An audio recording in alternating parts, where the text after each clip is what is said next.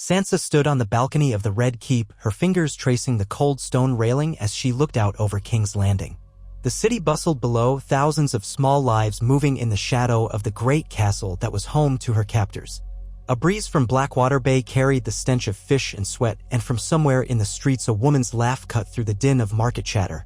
Sansa breathed in the salt air, wishing she could fold herself into the vastness of the sky and never return. Her gaze drifted up toward the horizon, where the sun was beginning its descent. Only a few days remained before the wedding, Joffrey's wedding. Not hers. She had already been forced into marriage with Tyrion Lannister, yet Joffrey's grand union with Margaery Tyrell would be the event of the season. The entire kingdom seemed determined to celebrate the Boy King. But Sansa's thoughts had taken a turn darker than any she had ever entertained. Because she knew a secret, something that had seized her heart and would not let go. Joffrey's wedding was inescapable. The memory of his cruelty, of his sneers and laughter at her expense, burned deep in her mind. She would not suffer him any longer. The time for tears had passed. She had cried oceans for her father, her mother, her brothers, and in quieter moments, for herself.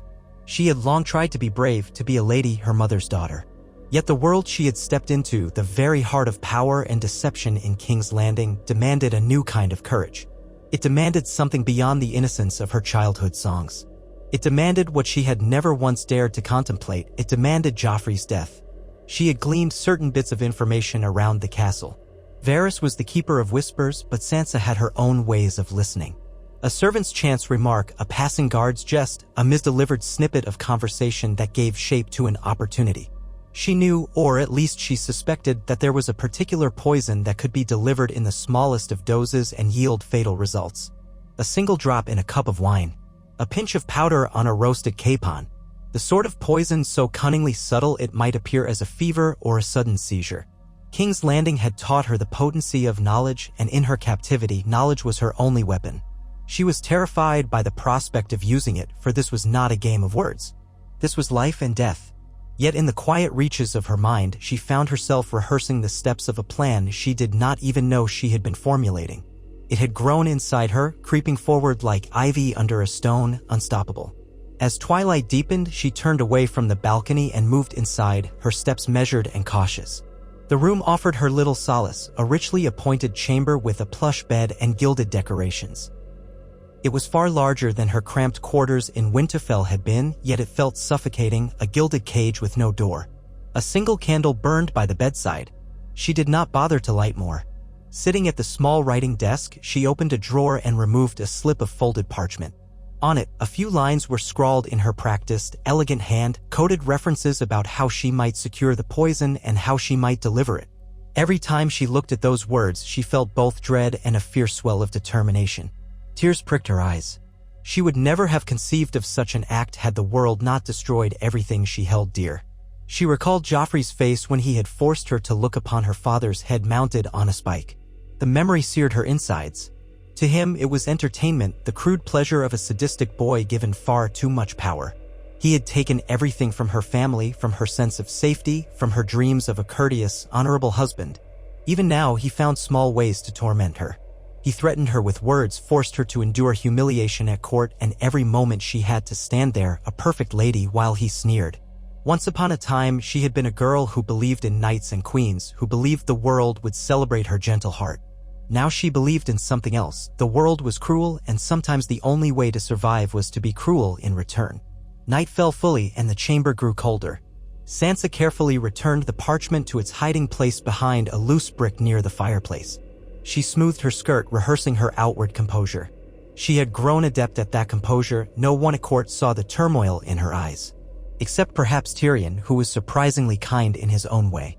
But even with Tyrion, she dared not share these thoughts. He was a Lannister, and though not like the rest, she couldn't trust him with such a monstrous plan. So she continued to smile, bob her head, and do her duty like the sweet, courtly lady she had been raised to be. The next morning, the sky was heavy with low clouds, promising a humid, uncomfortable day. Sansa rose from her bed after a fitful sleep and allowed her maids to dress her. She chose a gown of deep blue embroidered with silver. It reminded her of the stark colors, even though the direwolf sigil had been replaced by more neutral designs since her marriage to Tyrion. She missed Winterfell with all her heart, but she would never see it again if she failed in what she was about to do. Her steps led her beyond her usual route.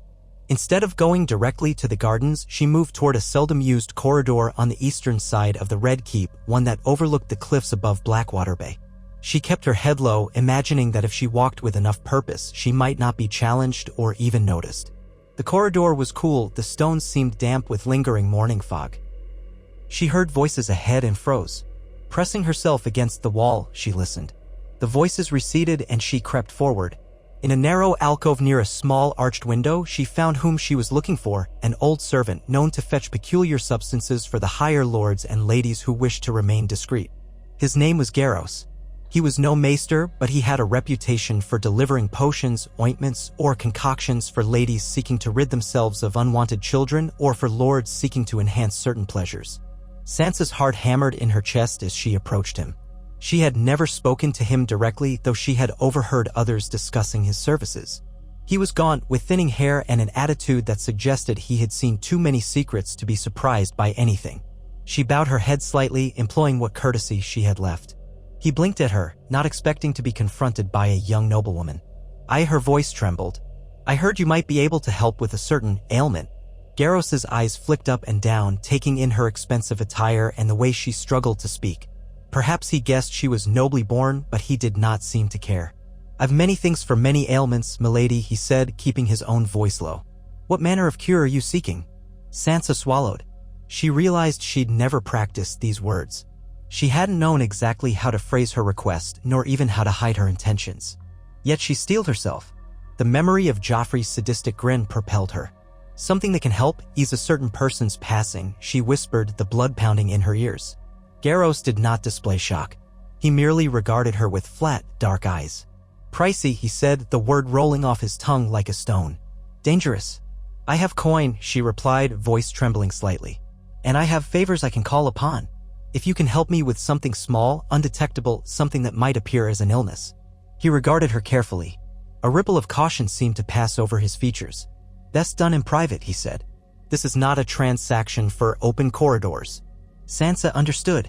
She glanced around to ensure the passage remained empty and then reached into a small pouch at her waist. She withdrew a single gold coin and placed it in his palm. Meet me again, alone, near the old stables at dusk, she said. Her voice sounded foreign to her, commanding, almost. She felt as though she were playing a role on a stage. I will have more coin. You bring what I need. Garros nodded once, pocketing the coin with deft ease, then stepped away into the shadows. Sansa let out a breath. She felt lightheaded, as though she had just narrowly avoided stepping off a cliff. This was real. She was crossing a threshold from which there was no return. The dread in her belly mingled with a strange sense of resolve. She made her way to the gardens then, trying to breathe in the fresh scent of the lemon trees and the dusty rose bushes. She passed a cluster of ladies who were excitedly chatting about the wedding preparations, how the great September of Baelor would be adorned with golden roses for Marjorie, how grand the feast would be for all the visiting dignitaries. Sansa forced a polite smile, but her mind remained on her next steps. Joffrey had to die, and she was the only one who could do it because no one else would. Her father had been executed before he could negotiate her release or dethrone Joffrey. Robb was gone, betrayed at the twins. Her mother was gone too, taken from her by the same treachery. No one was left to fight for House Stark, except for her and the scattered siblings she had not seen in ages. They were lost to her, or so it seemed in her darkest moments. If the North could not avenge her father, she would see justice done by her own hand. As the sun edged toward the horizon, Sansa went about her day with meticulous care to avoid suspicion. She endured the customary dinner with Tyrion, exchanging pleasantries, letting him believe her moodiness was due to her ever-present grief. He asked gentle questions, to which she responded with short, demure answers. He did not press her. He never did, not really, and she was grateful. Sometimes she caught a flicker of sympathy in his mismatched eyes, and she wondered if she might eventually trust him. But that was a risk too large. She could not involve him in her plan. Once dinner ended, she excused herself, citing weariness. Tyrion nodded and let her go. She donned a modest cloak to hide her face and slipped into the hallway. She took winding, less used passages to reach the old stables. There, in a small nook beneath some collapsed scaffolding, she found Garros waiting. The man was as silent and inscrutable as ever. He held a small pouch tied with a leather cord. When Sansa handed him a fistful of silver and another gold dragon, he placed the pouch in her palm. Her heart hammered at the weight of it. It felt heavier than it should, as though it carried not just poison but her entire future. "There's a powder inside," Garros said in a low mutter. "Barely more than a pinch can kill. Dissolve it in liquid or stir it into a dish. Within a day, the victim will take ill. Weakened, trembling, they'll likely pass before another dawn. Can be mistaken for a fever or a seizure of the heart." He paused, looking at her with a hint of pity in his eyes. "Are you certain of this, milady?" She clutched the pouch so tightly her knuckles went white. Her voice was small. "I am certain." Garros shrugged, took the coins, and vanished into the gloom. Sansa stood there for a moment, feeling the cold night air biting into her cheeks. She drew her cloak around her and hurried back, carefully stowing the pouch in the hidden brick near her fireplace. And then she knelt by her bed, trembling in the aftermath of what she'd just done. She wanted to weep, but even her tears felt hollow. She prayed to the old gods, to the new gods, to the gods that might hear her. But she could not bring herself to regret what she had set into motion. Tomorrow would be one step closer to Joffrey's wedding, and, if she timed it right, one step closer to his end. The next few days passed in a haze of wedding preparations. The castle thrummed with activity. Cooks rushed about the kitchens, creating elaborate pastry sculptures and practicing with new recipes. Musicians streamed in from different corners of the realm to play their part in the grand feast. Servants dusted and scrubbed the halls until the marble floors glowed.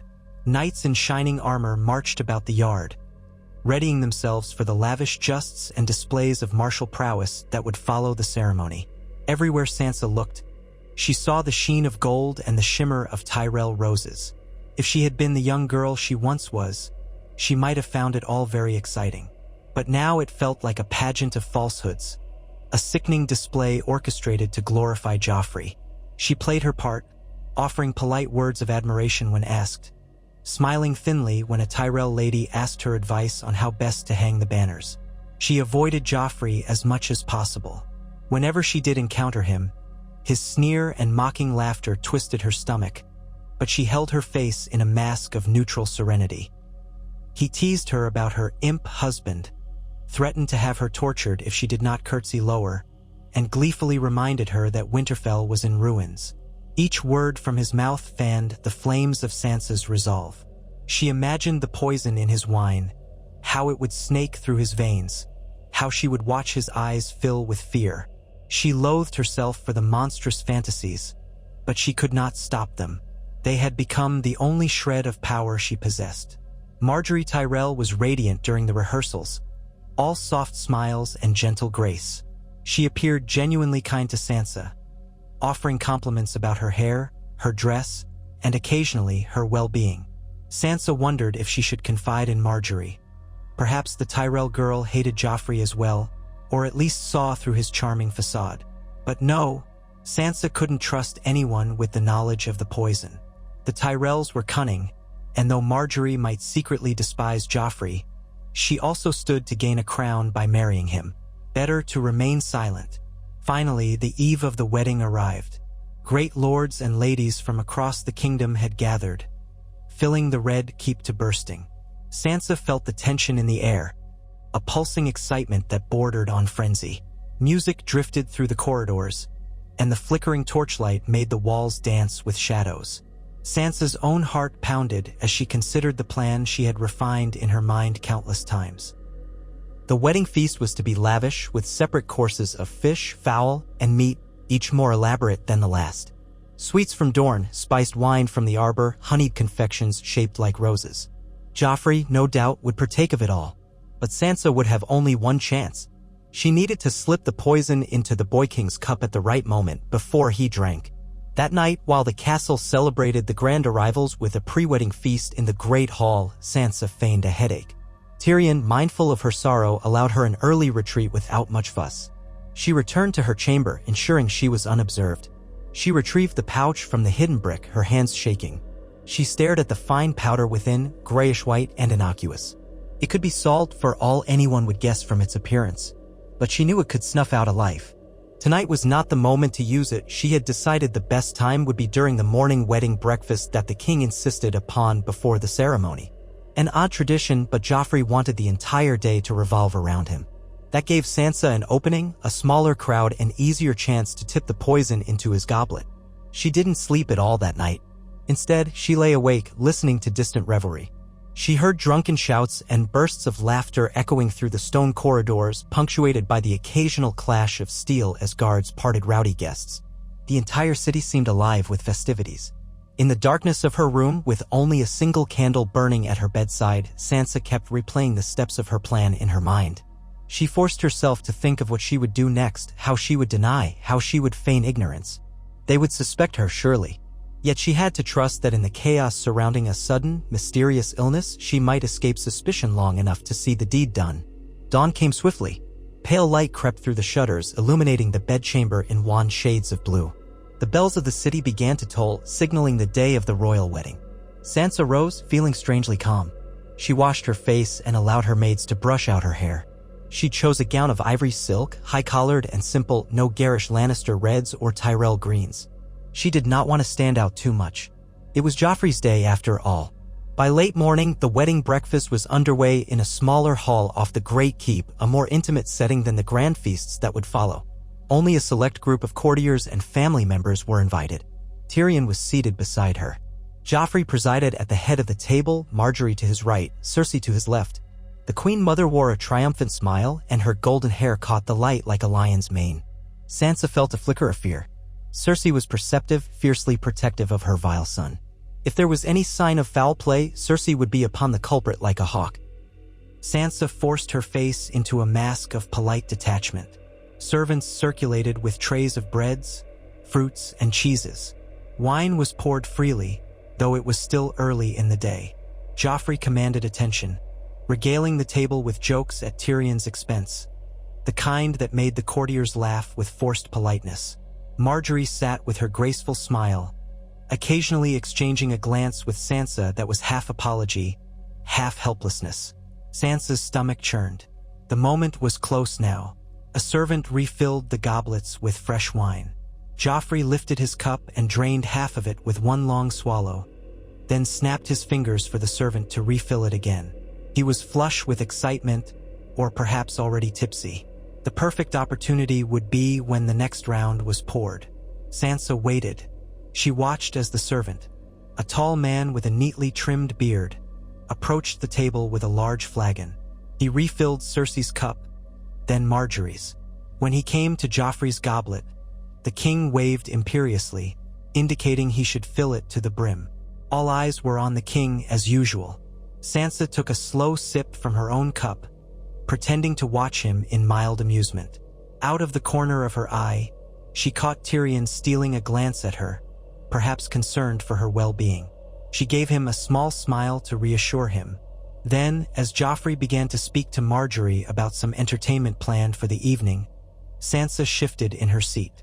In one fluid motion, she slipped her hand to the side of her gown, where a small pocket held the packet of poison.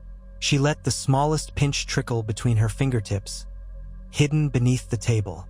Her heart pounded so loudly she feared everyone could hear it. Beneath the dull roar of conversation, she managed to tilt her hand just enough to release the powder over Joffrey's goblet. The powder seemed to vanish into the dark red liquid, no trace of residue swirling. It was done. She forced herself not to look at Joffrey directly. Instead, she listened to him boast about the size of the wedding pie that would be presented later, a monstrous creation stuffed with live doves. Her hands trembled, so she gripped the edge of the table. Across the aisle, a couple of courtiers giggled at a jest, oblivious to the mortal drama unfolding before them. Tyrion seemed preoccupied with his own thoughts, perhaps pondering another humiliation the king might inflict upon him. Time seemed to slow. Joffrey lifted his cup. Sansa felt her breath catch. He drank deeply, finishing nearly half of it in one gulp. She glanced around. No one seemed to notice the faint whiteness that had clung momentarily to the rim before dissolving. She sipped her own wine to cover her trembling. The king slammed his goblet down, wiping his mouth, and grinned. His face bore no immediate change, no sign of distress or choking. Her mind raced. Garros had said it could take hours, sometimes up to a day, depending on the victim's constitution. Perhaps that was for the best. If Joffrey fell dead on the spot, suspicion would explode immediately. This way, the seeds were planted, and by the time night came or morning after, he would succumb. She prayed it would be enough. The breakfast continued. Joffrey eventually rose from the table, demanding that they move to the Great September for the ceremony proper. Sansa stood with the rest, following the procession out into the bright sunlight. The city's bells rang louder now, summoning every ear to the royal wedding. Crowds thronged the streets. Gold cloaks held them back, forming a corridor through which the procession passed. Sansa walked beside Tyrion, her arm lightly linked with his. She hoped he could not feel the trembling in her limbs. When they reached the Great September of Baelor, the sheer grandeur of the place astounded even Sansa, who had grown somewhat numb to royal spectacles. Garlands of gold and green hung from the arches. 1,000 candles cast a warm glow on the marble pillars, and the air smelled of incense. Joffrey took his place at the altar, resplendent in a tunic of crimson and gold, a heavy cloak clasped at his shoulder with a golden lion's head. Marjorie joined him, dressed in a gown that seemed woven from living roses. The High Septon stood between them, arms raised, ready to conduct the ceremony. Hundreds of eyes watched. Sansa took her position among the honored guests, feeling both relief and tension swirl within her. She had done it. Now she had only to wait. But she forced herself to appear calm, a dutiful onlooker at the wedding of the realm's monarch. The vows began. Joffrey's voice, arrogant yet steady, echoed through the September. Marjorie spoke her lines in a sweet, melodic tone that captivated the audience. The High Septon pronounced them man and wife to raucous applause. Musicians began a triumphant march, and the newlywed king and queen led the procession out. Sansa followed the wave of courtiers, but she noticed a faint stiffness in Joffrey's posture as he descended the steps of the September. Her heart nearly leapt. Could it be beginning already? Then he flashed that same predatory smile and waved to the adoring crowds, and she realized she was imagining things. They made their way back to the Red Keep for the grand feast. Servants rushed to and fro, leading people to their assigned seats in the massive courtyard. A raised platform held the high table where the king and queen, along with their immediate family, would sit in splendor. Lesser lords and ladies filled the lesser tables. Musicians tuned their instruments in the corner. Huge casks of Arbor gold wine were stacked, waiting to be tapped. The wedding pie, rumored to be the size of a small carriage, was concealed under a colorful drape. Sansa found her seat near Tyrion, on a dais but far enough from the king that they wouldn't be forced to interact too often. As the feast began in earnest, Joffrey grew louder and more boisterous, demanding songs, calling for jesters, and once again taunting Tyrion. He seemed almost overexcited, as though fueled by the wine. Sansa wondered if it was the poison that made him so restless, or merely his arrogance on this, his grand day. Course after course arrived. Roasted boar, honey-glazed squab, trout cooked in butter and herbs, lemon cakes shaped like rosebuds. People ate, drank, and laughed, though many watched the king with a mixture of awe and fear. Cersei wore a frozen smile, occasionally raising her goblet to observe him carefully. Sansa picked at her food, her appetite non-existent. Midway through the feast, Joffrey announced a special entertainment. A troupe of dwarfs reenacting the War of the Five Kings. It was a cruel, mocking performance, clearly meant to deride her brother Robb and Stannis Baratheon and the rest. Sansa felt a pang of sorrow for Robb. Tyrion, sitting beside her, seemed deeply uncomfortable, even angry, at the show. The dwarfs galloped about on mock ponies, crashing into each other. The crowd roared with laughter, the king most of all. When it ended, he wheezed with mirth, calling for more wine, for more amusements. But then he paused. Sansa noticed the moment it happened, a slight hitch in his breath. He grimaced, as though a sudden cramp had seized his side. He blinked rapidly, and his face paled. Just for an instant, a quiver of panic flickered in his eyes. It vanished quickly, replaced by a scowl. He waved a hand, as though shooing away some invisible annoyance. Marjorie, seated beside him, leaned in. "My love, are you well?" she asked in a soft, concerned voice. Joffrey sneered, but the expression looked forced. He nodded brusquely, ignoring the question. He stood, though unsteadily, and bellowed for the wedding pie to be brought forth. Sansa's heart pounded. She glanced around, noting how no one else seemed to suspect anything. The towering pie was rolled out on a cart, draped in colorful silks. 2 servants brought it before the high table. Joffrey took up a sword, dramatically raised it in the air, and slashed down through the crust, releasing a flurry of startled white doves. They flapped wildly into the sky, to the oohs and ahs of the gathered crowd. But as they soared away, the king's face twisted again, this time more noticeably, as though his insides were twisting. He coughed, a short, sharp sound, then coughed again, louder. A hush fell over the wedding guests as Joffrey tried to clear his throat. Marjorie reached out, and Cersei shot up from her seat. The king's face was reddening, turning from pale white to a flushed maroon. He coughed again, violently, dropping the sword with a clang. The crowd murmured in confusion. Sansa felt as though the air had been sucked from her lungs. Here it was, the moment. She clutched the table's edge, her heart thundering with a mixture of terror and grim anticipation. "Help the king!" someone cried. Grand Maester Pycelle hobbled forward, but before he could reach Joffrey, the king doubled over, retching. A thin spittle of wine and bile spilled from his lips. Then he lurched upright, eyes bulging. Cersei rushed to him, hands grasping at his shoulders. "Joffrey!" she cried. "Joffrey!" Gasps rippled through the courtyard. Tyrion grabbed Sansa's hand, a reflex she did not expect. She let him hold it, her eyes locked on the spectacle. Joffrey scratched at his throat, choking, a keening sound rising from his mouth. He fell to his knees, convulsing. Servants darted around in panic. Guards rushed in. Marjorie shouted for someone to do something. The entire feast was coming undone in a swirl of chaos. And through it all, Joffrey's eyes rolled back, his face contorting with pain. He let out one final, rasping breath, then collapsed, utterly still on the stone floor. A shocked silence descended. Cersei cradled his head in her lap, wailing, tears streaking her cheeks. "My son!" she screamed. "My son!" The crowd seemed paralyzed by the horror. Then, as though a dam broke, pandemonium erupted. People shouted, rushed forward, or backed away in terror. Some claimed it was sorcery. Others cried it was the will of the gods. Sansa could see the spatter of spilled wine, the shards of the wedding pie's crust, the frantic doves fluttering around the courtyard in confusion, and Joffrey's lifeless form, his eyes half open, as if in disbelief at this final betrayal by the world he had so gleefully tormented. Sansa's breath came in shallow gasps. This was it. She had done it. She had succeeded in killing the king, the monster who had tormented her and murdered her father.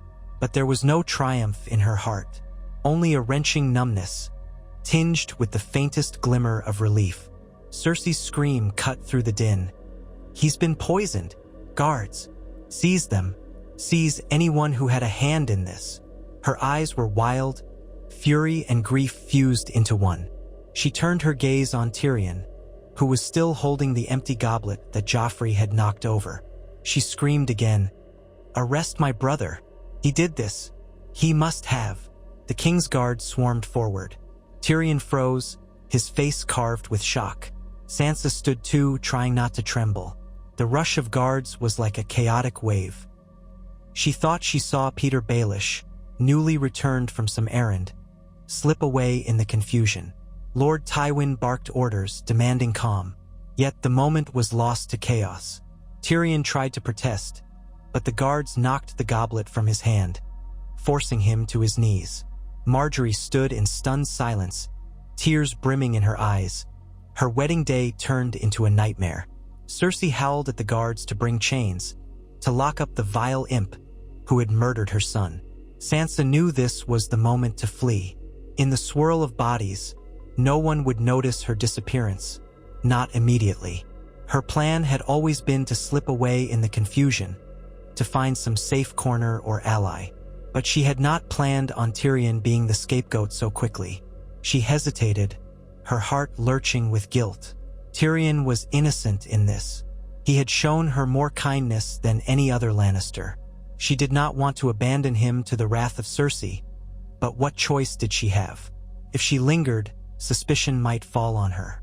Already, the lion's share of suspicion was turning on Tyrion. That might keep her safe for the moment.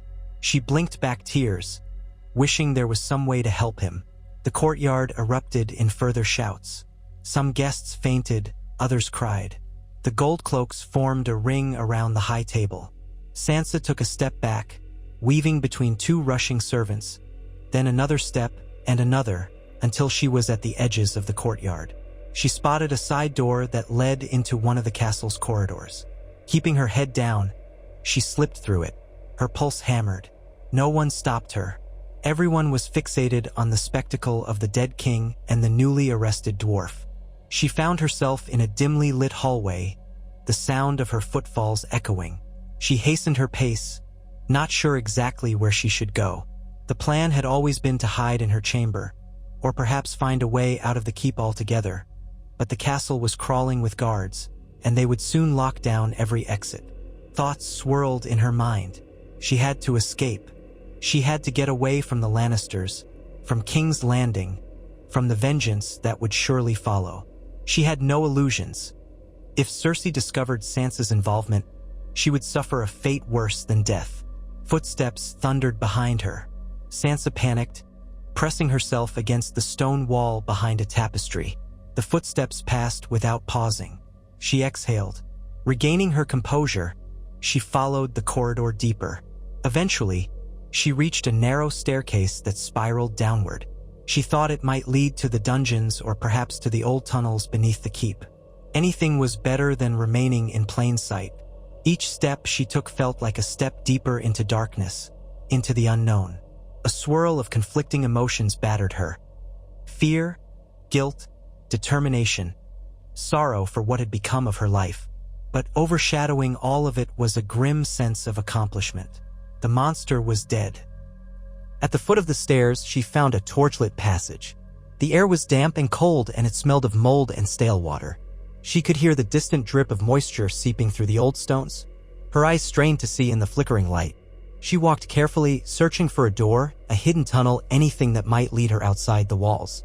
After a few moments, she spotted a figure lurking in the shadows, a man cloaked in black, his hood pulled low. She froze, her heart nearly stopping. Had one of the guards found her? Was it some stranger with ill intent? She braced herself, preparing to run, when the man stepped forward.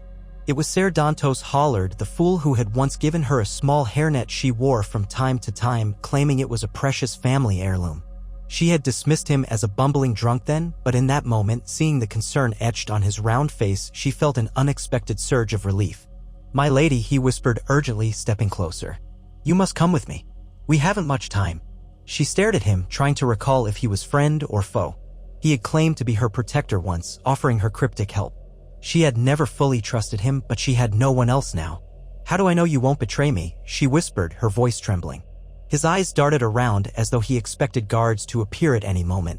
"Because I owe you my life," he said hoarsely. "If you stay here, you'll be condemned the moment Cersei looks your way. They've seized your lord husband, no doubt they'll blame him, but you can't rely on that for long. Come, I can get you out." Sansa hesitated, but her options were non-existent. She nodded. Dantos motioned for her to follow him down the passage. They passed several wooden doors, each locked and barred, until they reached a small postern gate that led out to the cliffside. Two men waited there, cloaked and hooded. One nodded to Dantos, then helped push open the gate just enough for Sansa to slip through. The night air hit her like a slap, cold and briny from the sea below. She heard waves lapping against the rocks. A small skiff bobbed at the base of the cliff. The men lowered a rope ladder, and Sansa climbed down, her heart in her throat. She had never done anything like this in her life. She clung to each rung, her skirts awkwardly caught in the wind. At last, she reached the skiff where a single oarsman waited. Dantos followed behind her. The small boat rocked, and she gasped as the cold spray of seawater stung her cheeks. The men above pulled the rope ladder up, sealing the postern gate. Dantos sat across from her, breathing heavily from exertion or nerves. He gestured to the oarsmen, who began to row them away from the cliffside into the dark waters of Blackwater Bay. Beyond them, faint lights glimmered, the harbor, the city, the flicker of torches around King's Landing. It was all receding into the night. Sansa huddled in the boat, her cloak wrapped tight around her.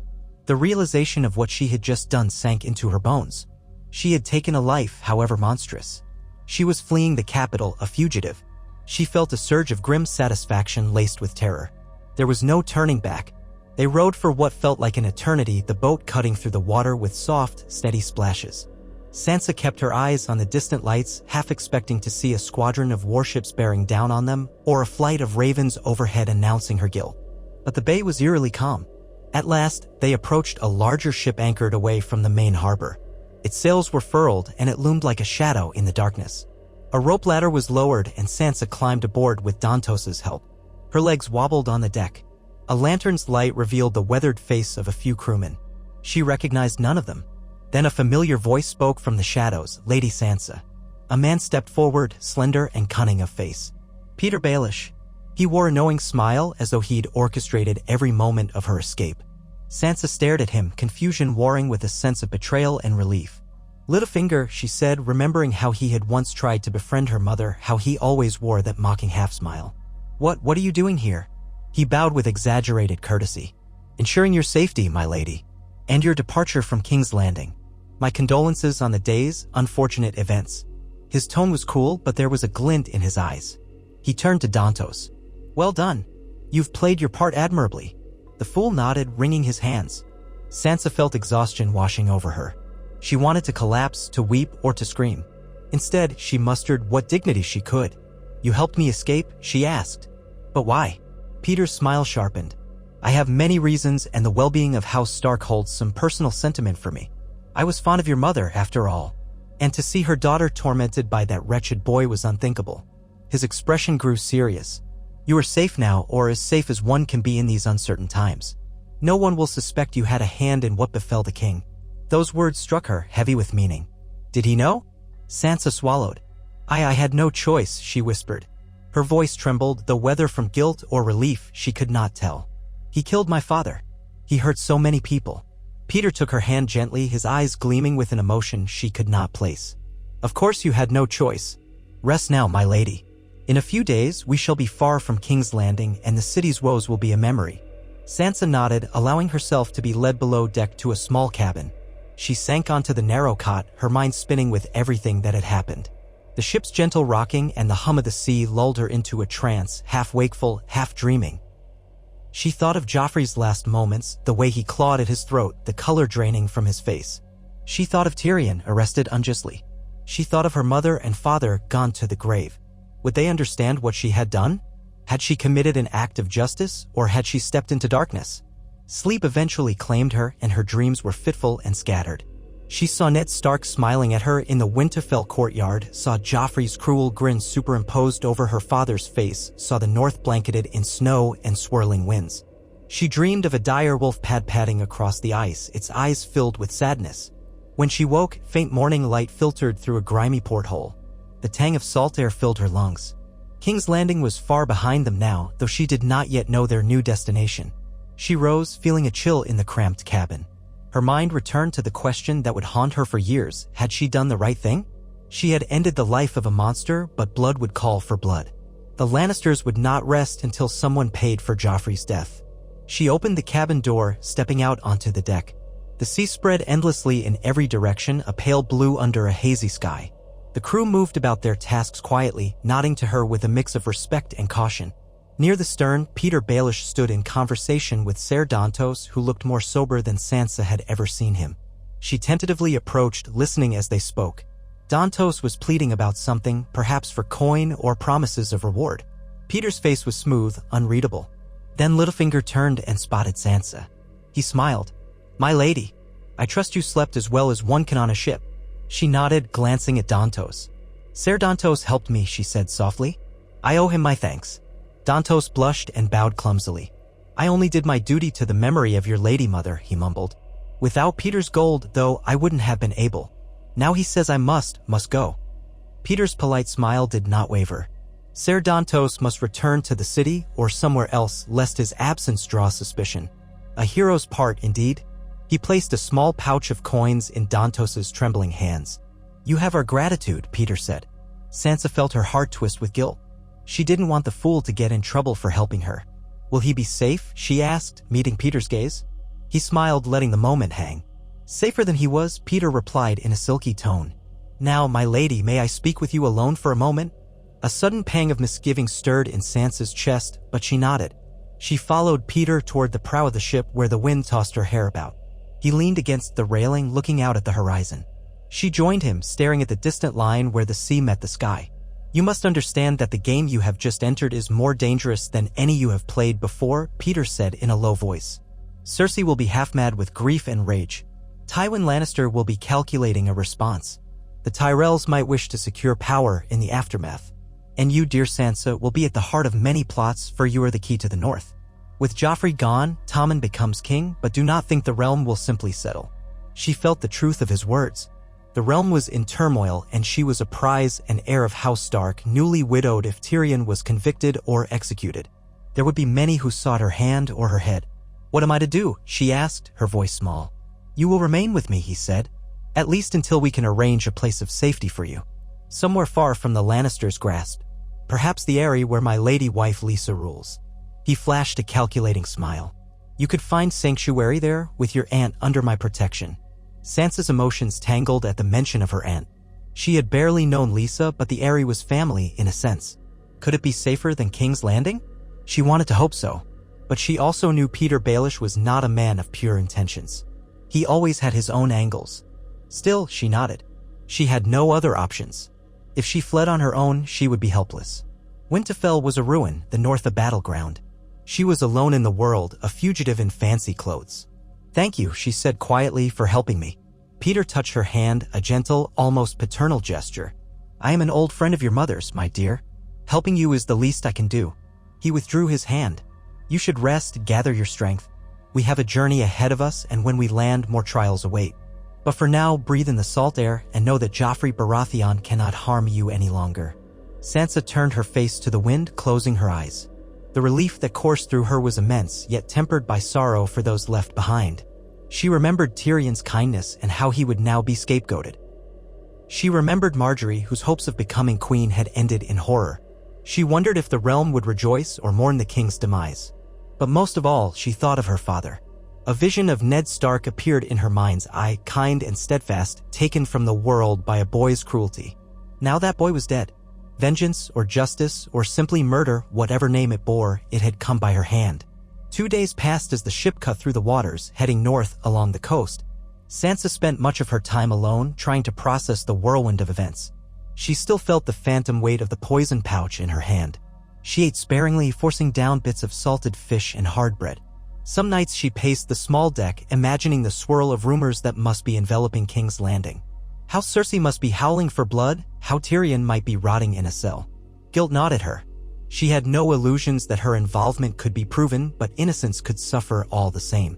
Occasionally, Peter would join her, offering counsel or idle conversation. He seemed keen to reassure her that they were out of immediate danger, though he warned her that the news of Joffrey's death would soon spread throughout the 7 kingdoms. War might reignite, alliances might shift. But none of that altered the fact that Sansa Stark, orphan of House Stark, was free from King Joffrey's clutches.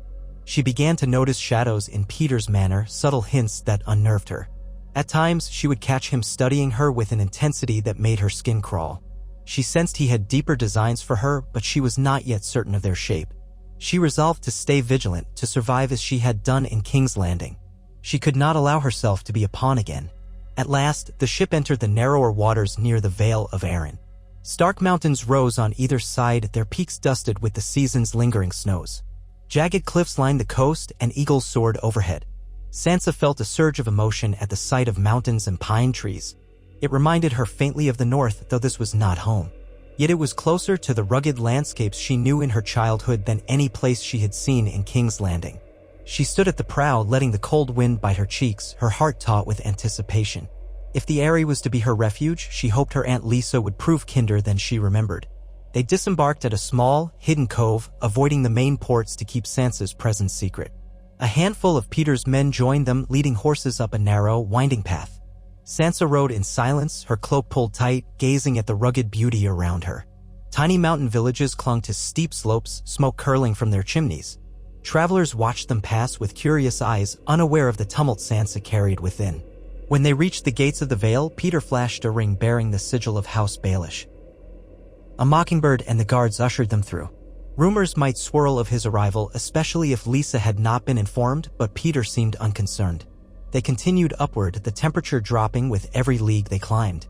Soon, the gates of the moon appeared, a castle at the foot of the long ascent to the area itself. They rested there briefly before beginning the final climb up the perilous mountain trail. Sansa shivered in the cold air, longing for a fire, though the bracing wind made her feel strangely alive. Upon reaching the Eyrie, she was struck by its impossible grandeur. It perched atop a sheer mountain peak, accessible only by narrow paths and a series of dangerous stone stairways. Its tower soared into the sky, almost brushing the clouds. Snow drifted around the high walls, and the thin mountain air made breathing difficult. She remembered hearing how it was impregnable. She could believe it, seeing it now. Servants rushed out to greet them, and Peter introduced Sansa as his ward, carefully omitting her true name. Lisa Arryn, however, was no fool. Word had reached her that Sansa Stark was in her domain. She welcomed Sansa with a strange mixture of tension and forced warmth. Lisa was older than Catelyn had been, her hair streaked with gray, her face etched with lines of worry. Yet there was an odd gleam in her eyes when she regarded Sansa, as though she saw her sister resurrected. "Sansa," Lisa said, drawing her into a stiff embrace. "You are most welcome here. I've been informed of recent events in King's Landing. My poor niece." She clucked her tongue, glancing at Peter with an expression that Sansa could not fully interpret. Something was unspoken between them, a charge in the air. "We shall keep you safe from those Lannister fiends," Lisa declared. Sansa forced a grateful smile. "Thank you, Aunt Lisa. I appreciate your kindness." Peter placed a hand on Lisa's shoulder, leaning in to whisper something in her ear. She nodded. "Yes, of course. You must be exhausted from your journey," Lisa said aloud, turning back to Sansa. "I'll have a room prepared for you near mine. We'll have a proper meal tonight, and you can tell me everything." That evening, ensconced in the Aerie's high halls, Sansa dined with Lisa, Peter, and a handful of local lords and ladies sworn to House Arryn. The conversation drifted around alliances, the condition of the Vale, and the constant threat of mountain clans.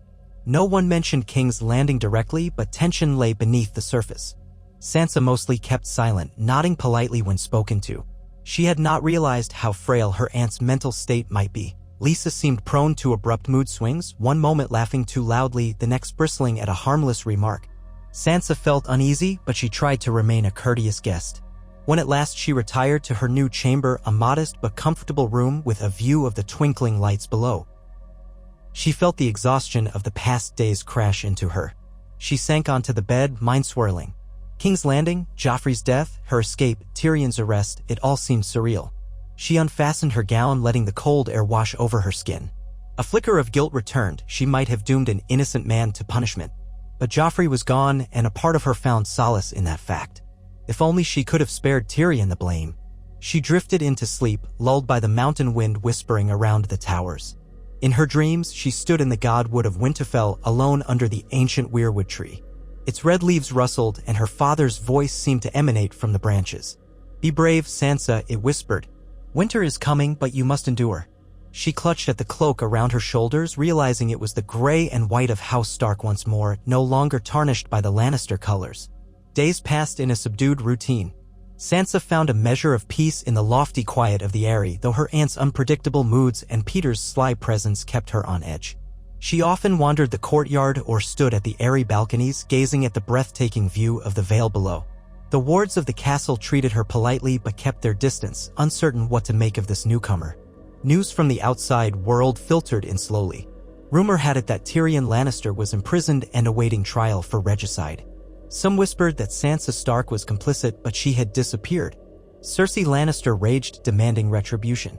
The Tyrells, uncertain where to stand, sought to reaffirm alliances. Tommen, the younger brother, had been crowned king in a subdued ceremony overshadowed by Joffrey's gruesome end. The realm was tense, expecting further turmoil. But here in the Vale, hidden among the mountains, Sansa felt the immediate danger was kept at bay. She tried to settle her racing mind, to find some semblance of normalcy. One afternoon, as she paced the courtyard, she heard the flap of wings above. She looked up to see a raven circling, then landing at a rookery tower. A messenger hurried to retrieve a small scroll from the bird's leg, glancing around as if uncertain. The castle steward, an older man with keen eyes, intercepted the messenger. Sansa had a sense that the message was important, perhaps news from the capital. Her heart pounded, though she tried to remain calm. She was about to return to her chambers when Peter appeared, cloak trailing behind him. He beckoned to her. "Walk with me, my lady," he said, his tone as smooth as ever. She followed him to the eastern battlements where the wind snapped at their clothes. He leaned over the stone parapet. "I've just received word," he began, not looking at her. "Your husband, Tyrion, has demanded a trial by combat. The trial itself is ongoing, filled with theatrics, no doubt. The crown calls for his head. The evidence is stacked against him. Your disappearance among it." Guilt pierced Sansa like a needle. He had no part in this. He was kind to me. Peter arched a brow. He was, in his way. But the Lannisters seldom let sentiment stand in the way of advantage. Cersei needs a scapegoat and Tyrion is the perfect target. She wrapped her arms around herself.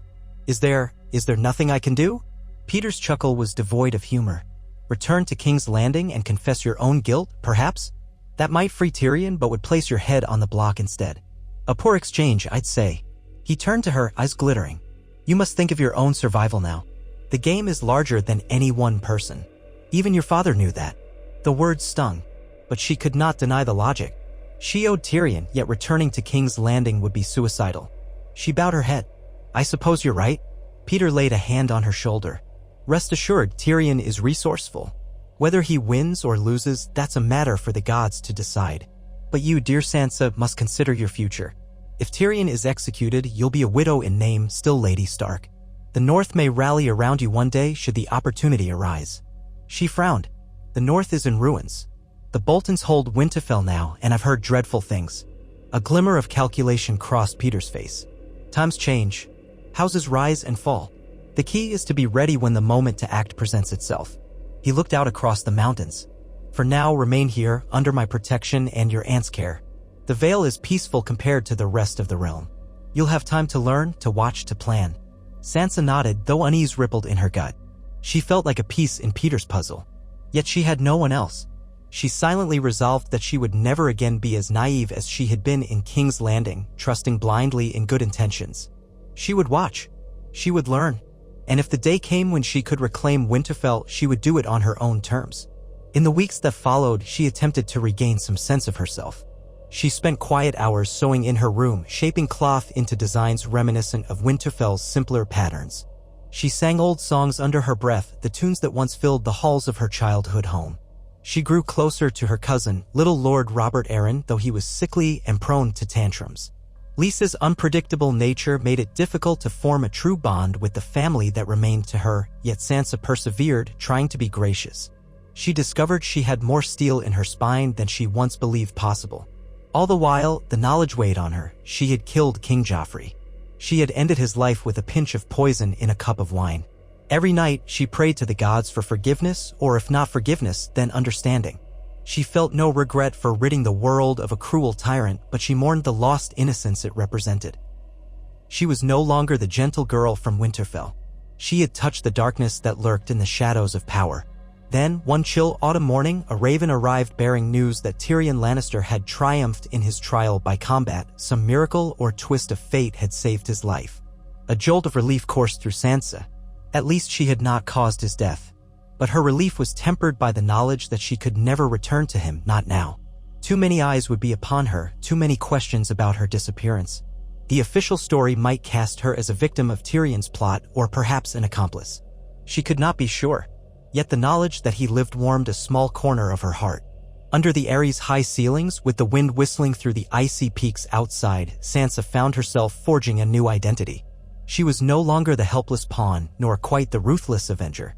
She was something in between, a survivor who had fought back against her captor. In whispered moments, she acknowledged that she had done what she believed necessary to avenge her family. She told herself that someday, when she was stronger and wiser, she would reclaim Winterfell and restore her family's name. For now, she waited and watched. Joffrey's ghost no longer haunted her dreams, but the memory of his last breath hovered on the edge of her consciousness. Years later, songs might be written about the demise of King Joffrey on his wedding day, the dramatic downfall of a cruel boy king. Few would ever suspect that the demure Lady Sansa Stark had been the architect of it all, slipping poison into his wine in a moment of desperate resolve.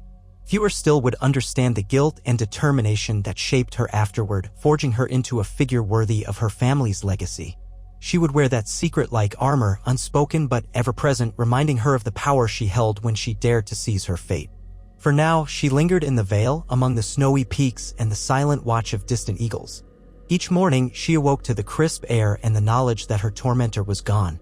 The years of fear, humiliation, and grief had found a kind of answer, a savage retribution that the world might deem monstrous. But Sansa told herself that sometimes, in the face of monsters, only a monstrous act could break the chains. And she was free, troubled, uncertain, yet undeniably free. In that quiet freedom, she discovered her own strength, growing like a seed planted in the harsh soil of heartbreak. Whatever the future held, whether war, alliance, or the chance to reclaim her birthright, Sansa Stark would face it with eyes wide open. She had taken a life, yes, but in doing so, she had breathed life back into her own soul.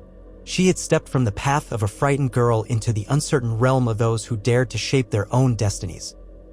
She would bear that burden and that gift with silent grace, never forgetting what she had lost, nor what she had gained by ending the life of a king before his wedding could bind the realm to further cruelty.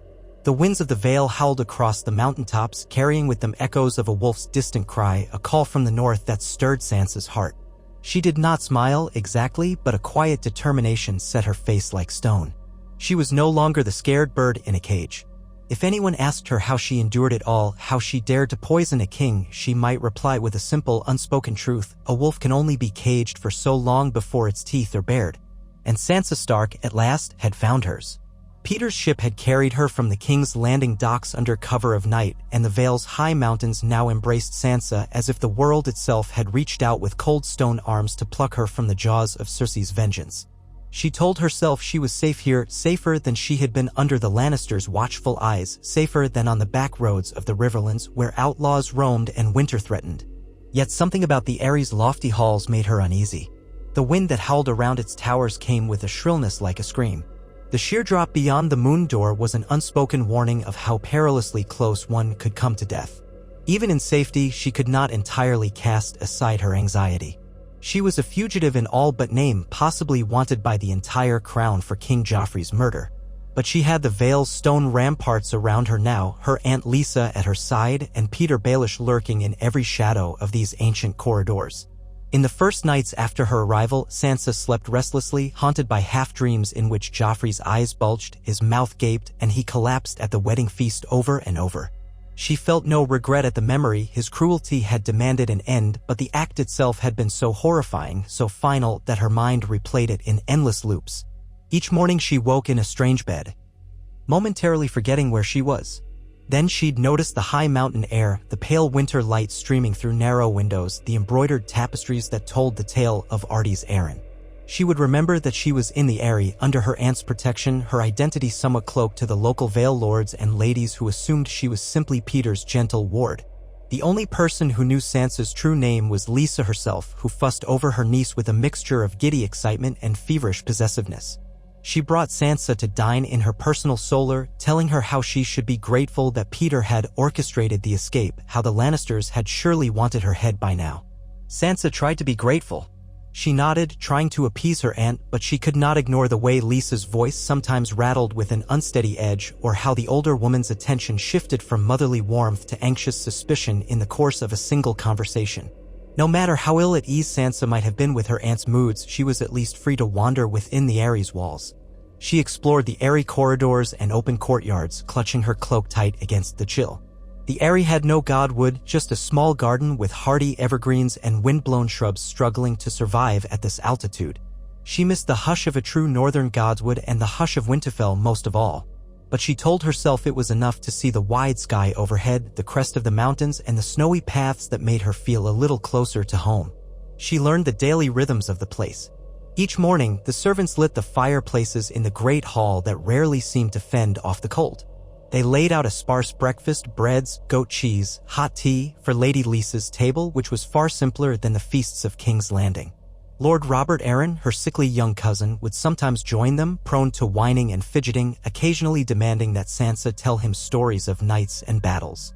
She was gentle with him, recalling how Arya might have rolled her eyes at his tantrums, but Sansa had no wish to make enemies here, especially not in her aunt's only child. She softened her voice, told him about gallant heroes from the songs she once cherished, and tried to paint a world less cruel than the one she had known. After breakfast, Lisa would vanish to attend to her own concerns, petitions from the local mountain clans, minor issues with the Vale's lesser lords, or private audiences with Peter behind closed doors. That left Sansa to wander or to sit by the hearth with her needlework. She would occasionally see Peter in passing, drifting along the corridors with a polite, watchful smile. Sometimes he paused to chat, complimenting her on her progress with a piece of embroidery or asking if she was settling in well. His courtesy made her uneasy. She could never banish the memory of how he had orchestrated her rescue, how smoothly he had swooped in to collect her once King Joffrey lay lifeless on the stones. She understood he was a manipulator, a clever man who saw the realm as a grand board. She suspected she was yet another piece he aimed to maneuver. The only question was to what end. She could think of no better alternative than to remain under his and Lisa's protection, at least until the Lannisters stopped raking the realm in search of scapegoats for the king's murder. She told herself she would watch, listen, and learn.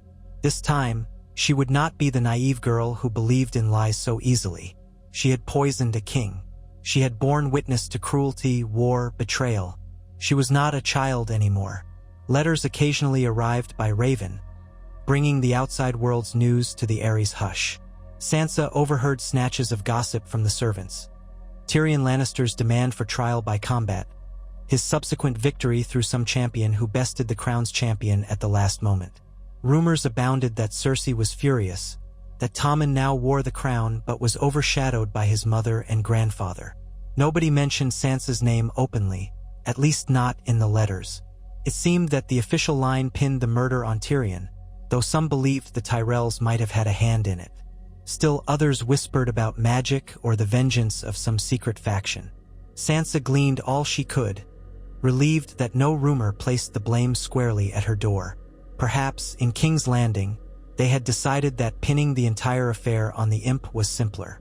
Life in the Eyrie took on a quiet pattern, but it was a pattern fraught with undercurrents. Sansa recognized the tension between Lisa Arryn and Peter Baelish. It manifested in strange gestures. A too tight hand on his arm, a brittle laugh when Lady Lisa caught him speaking with a maidservant, a forced cheer that dissolved into teary rage if he was gone too long. Sansa had not grasped the depths of her aunt's feelings for Peter or how precariously Lisa clung to the idea that they would be wed. Wed again, in fact, for Peter was widely known to have been quickly married to Lisa not long before Sansa's arrival. The ceremony had been rushed. Word had not traveled widely beyond the Vale. But within these mountains, no one dared question Lady Lisa's choice to take Lord Baelish as her new husband. That detail made Sansa's position in the castle more complicated, for she was not merely her aunt's niece. She was also a girl in Peter's orbit, and Lisa could be jealous. One chill morning, Lisa summoned Sansa to her solar. 2 guards escorted her through a winding corridor that ended in a high, arched doorway carved with falcons in flight. Inside, the room was dimly lit by a single window. Lisa stood by the hearth, her back turned, fingers twisting in the fur trim of her robe. The sight of her aunt's tense shoulders put Sansa on edge. She offered a respectful curtsy. "You wish to see me, Aunt Lisa?" Her aunt wheeled around, eyes bright. "Yes, yes, come in. Close the door." She waved away the guards who bowed and departed, shutting the heavy door behind them. Lisa's voice was unnaturally chipper. "I wanted us to have some time alone, dear niece. I feel we haven't truly talked since you arrived." Sansa stepped forward, clasping her hands. "Of course. Is everything all right? I should ask you that." Lisa's eyes narrowed. "You've come here, a frightened little bird, so battered by that dreadful capital. All you've lost, your poor mother, my beloved sister, gone. Your father. Your brothers." She clucked her tongue. "I know how trauma can linger. But you must trust me. I am your only family left, besides your sister, if she's still alive, the poor mite, and your brother. I suppose you have a brother as well, though the rumors conflict about what truly became of him. None of that matters as much as the bond between us." Sansa's throat constricted. She tried to sound grateful. "I appreciate everything you've done, truly." Lisa's gaze sharpened. "You do appreciate Peter as well, don't you?" She toyed with the collar of her robe. "He saved you after all. My sweet Peter. No one else could have orchestrated your flight from King's Landing. You see that, I hope?" Sansa managed a polite nod. Of course I do. I'm grateful to him, Aunt Lisa. A flash of something too bright lit Lisa's eyes. Yes. Grateful. And you mustn't imagine anything more than that, do you hear me? The question hovered.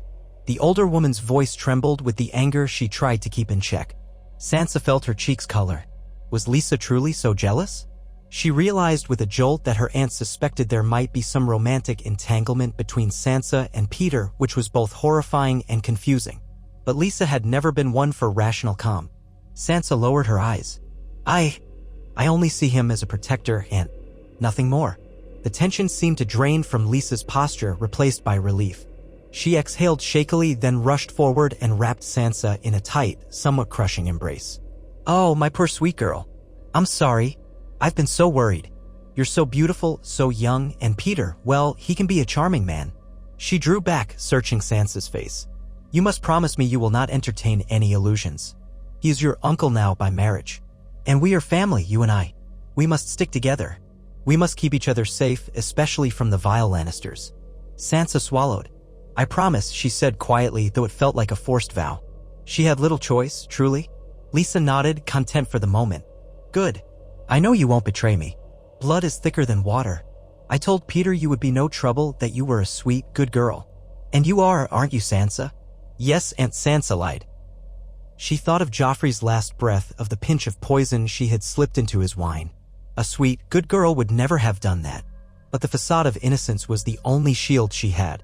Lisa smoothed Sansa's hair, cooing a little as though she were a child. Then her voice lowered. I know how cunning the Lannisters can be. And there are rumors, some whisper that you had something to do with the boy's death. Sansa's heart skipped a beat, but she forced her expression to remain calm. Rumors, she said, her voice trembling just enough to seem wounded. They wanted a scapegoat. I fled only because I was afraid they'd imprison me for something I didn't do. Of course, Lisa said, patting her niece's cheek as though to soothe her. Well, you are safe now. I'd sooner fling myself out the moon door than hand you over to those traitors. Her eyes flared with that brittle intensity. We must protect what's ours. Sansa managed a small smile she didn't truly feel. Thank you, she said softly. I'm glad to be here with you.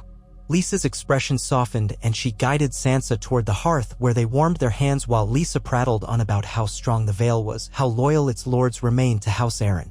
She spoke of her hopes for Robert to grow into a fine young lord, though Sansa privately doubted that the sickly boy would ever be truly fit to rule. Still, she listened, nodded, and offered gentle affirmations. Lisa poured them both a cup of spiced wine. Sansa sipped slowly, mindful of the memory of how deadly a single pinch of powder could be. In the days following that unnerving conversation, Sansa did her best to keep out of Lisa's path. She avoided corners of the castle where she might run into her aunt unexpectedly, slipping instead into the small library perched in one of the Ares towers. There, dust motes floated in pale shafts of light, and the hush reminded her faintly of Winterfell's library. She would open books, not truly reading but letting the script blur before her as she thought of everything that had happened. She remembered Joffrey's sneer, the humiliated look in Tyrion's mismatched eyes, the swirl of Lannister red across the great hall. For so long she had dreamed of escaping. Now she was free, yet not free at all. She was bound to Peter's secrets, to Lisa's unstable mood, to the precarious question of what the crown might do if they discovered her whereabouts. Still, there was a measure of relief in the knowledge that no one here mocked her grief or threatened her safety, at least not outright. The Vale was quiet, removed from war, and if she closed her eyes, she could pretend she was simply a guest in a great castle waiting out the snows of winter. But illusions never lasted long. She occasionally found solace in talking to the servants, learning little bits of Vale gossip, which mountain clan had been harassing the roads, which petty lord demanded a new favor from Lady Arryn. Through them, she discovered that Peter was making subtle moves to consolidate his control over the Vale, forging alliances with certain lords who had once been loyal to the late Lord Jon Arryn. Lisa's position was unsteady, as some in the Vale murmured that she was too volatile to hold real power. But Peter had no such reputation for volatility. He was sly, calm, and ever so persuasive. She also heard the occasional snippet of news from the wider realm. Walder Frey's hold on the twins was precarious, as the Riverlands seethed with resentment after the Red Wedding. Roose Bolton now styled himself Warden of the North, but the northern lords were restive. Stannis Baratheon remained at the wall or near it, though details were scarce. None of these tidings filled Sansa's heart with joy. They were only pieces of a puzzle that spelled more chaos for the Seven Kingdoms. but she paid close attention, telling herself that knowledge was her only armor now. One damp, cold afternoon, Sansa was in the courtyard feeding scraps of bread to a pair of ravens perched on the stone ledge when Peter approached with that soft-footed step of his. She almost jumped. He stood a little too close, giving the birds a playful flick of his fingers so they flapped away into the gray sky. "You favor the ravens now, my lady?" he asked in a mild tone. She drew her cloak tighter. They seemed hungry. His lips curved. The Eyrie can be harsh, especially for creatures not born to the mountains. Yet they adapt, as must we. He studied her face, his gaze searching. "Do you find yourself settling here, or are the cold winds too daunting?" She knew how carefully he chose his words. Every casual question was like a fisherman's line in the water. "It's quieter than King's Landing," she said, hedging. "Safer, too." He offered a small bow. "I'm pleased to hear you feel safe. That was always my intention." Then he placed a hand lightly on her elbow, guiding her to walk with him around the courtyard's perimeter. His voice lowered. "Your aunt is prone to seeing threats where none exist, as you might have noticed." Sansa felt her cheeks warming despite the cold wind. "I have, yes." He nodded sympathetically. "She is a woman burdened by many fears, shaped by a tragic past. Jon Arryn was not the husband she dreamed of, nor was her life as secure as she had hoped. Now, with me at her side, she grows anxious about losing what she clings to. That anxiety can manifest in dangerous ways." He paused, letting that sink in. "So if she seems suspicious, you mustn't take it to heart. She has her own fragile condition." Sansa wanted to ask about the moment Lisa nearly demanded that Sansa swear not to enchant Peter's affections. But she held her tongue. She only said, "I understand." Peter's expression flickered with approval, as though praising her for her caution. "Good. I have always admired your ability to adapt, my lady. You were thrust among wolves in King's Landing, yet here you are." She suppressed a shudder at the word wolves. It reminded her of her own house, once strong but now scattered. "I survived," she whispered. "That's all I've done." He tilted his head. "Survival is the beginning of mastery. You were not merely an onlooker in the capital, Sansa. You played your part." Pause, delicate yet weighted.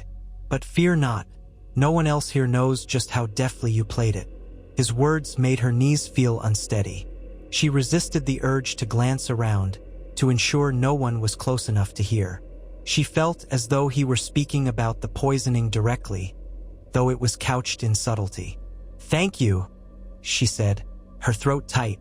"I won't forget that." He pressed a gentle hand to her back, a gesture as intimate as it was possessive. "Nor will I. The wheels of the realm keep turning, my dear. Many in the Vale already look to me for guidance, to your aunt for leadership in name. The future could be shaped by cleverness, by forging the right alliances." She swallowed and mustered her composure. "And what do you intend to do with the Vale, my lord?" He smiled as if she'd asked a riddle. "Make it strong.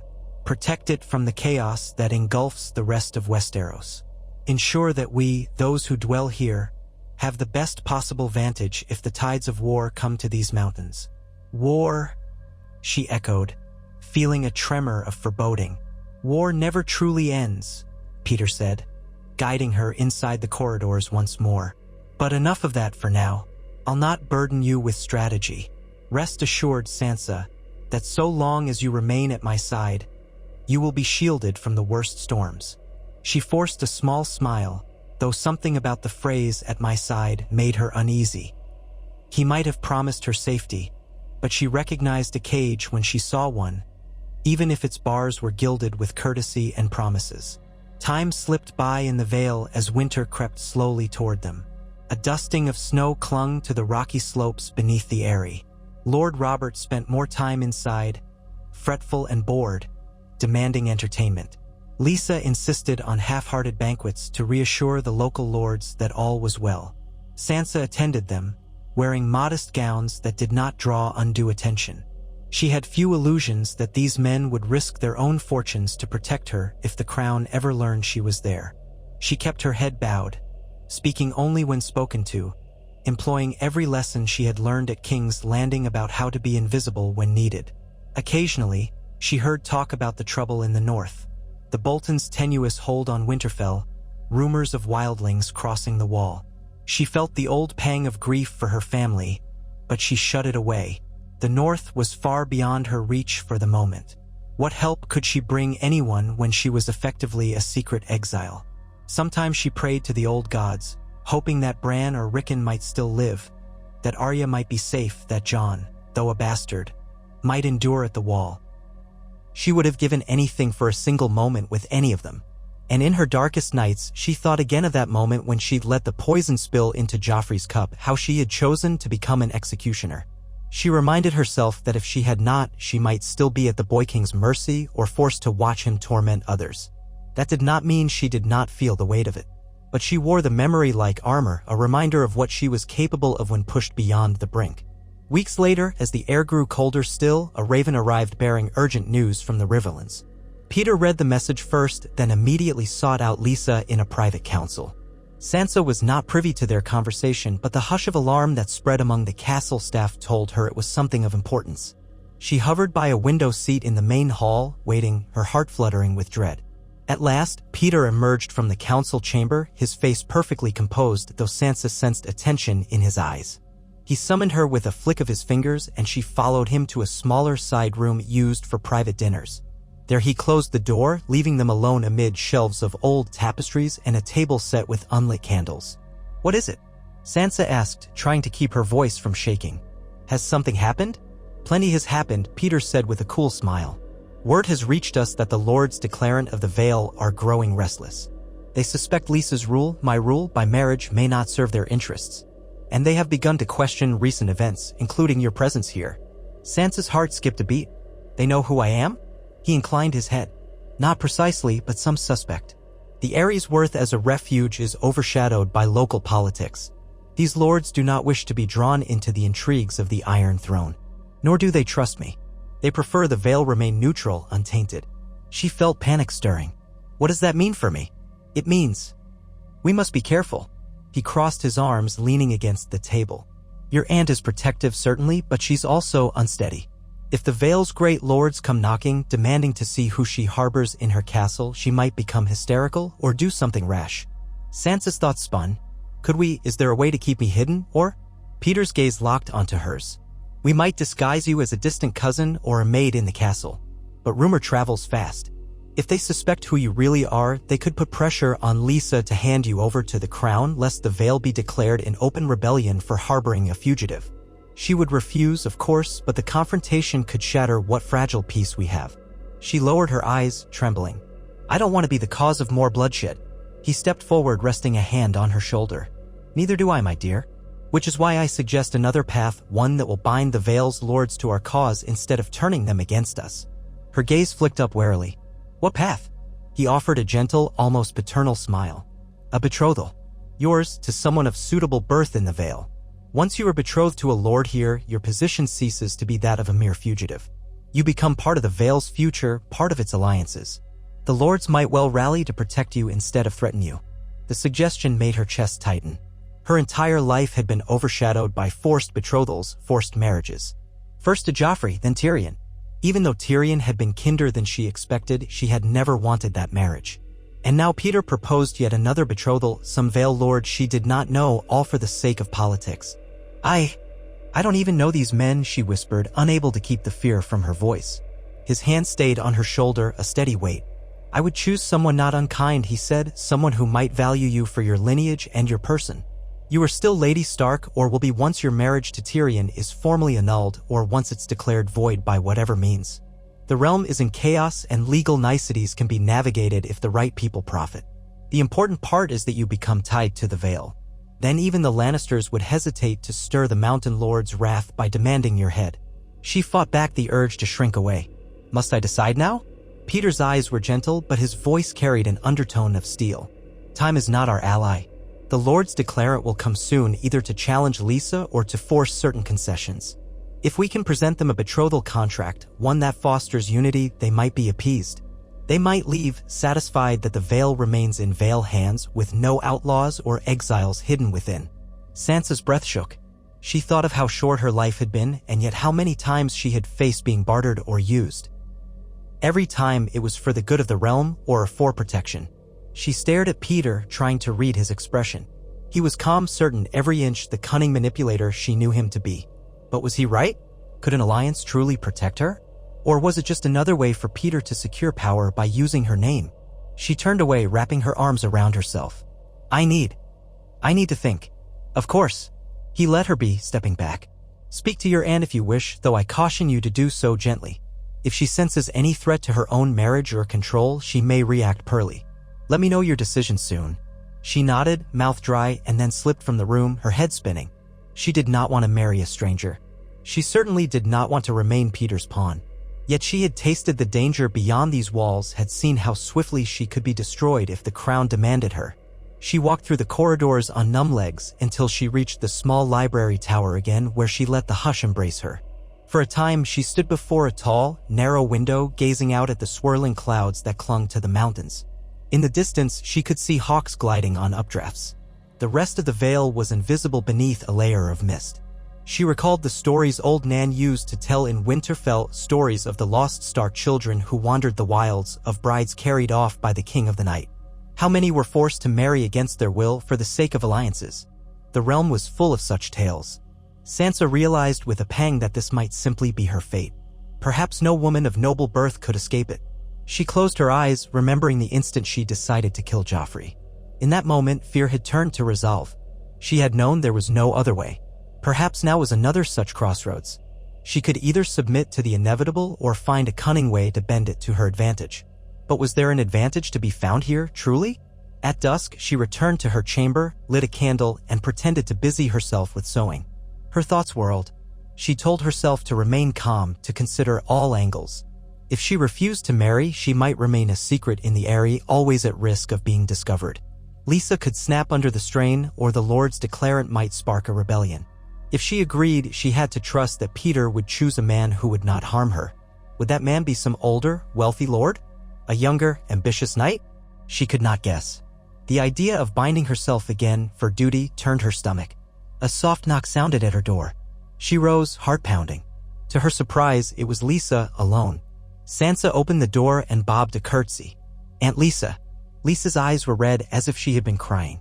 She clutched the doorframe, her knuckles white. May I come in? Of course. Sansa stepped aside, letting her aunt pass into the room. She could smell wine on Lisa's breath. The older woman's robe was rumpled, as though she had dressed hastily or not changed since morning. Lisa turned to her, tears brimming. He wants you to marry one of these Vale lords. He says it's necessary, that it will protect us both. She sniffled, lifting a shaking hand to her mouth. He told me it was my idea once to keep you safe. But I know it's his. It's always his. He wants the Vale. He wants everything. Sansa's stomach twisted. Aunt Lisa, I'm sorry. I don't want to. I know. Lisa nearly shouted. Then she caught herself, lowering her voice to a trembling whisper. I don't blame you. It's him, Peter. He says one thing and does another. He tells me he loves me, that he only married me to secure the Eyrie for us, for my son. But now he finds a new puzzle to solve, a new scheme to enact, and I'm left feeling like an afterthought.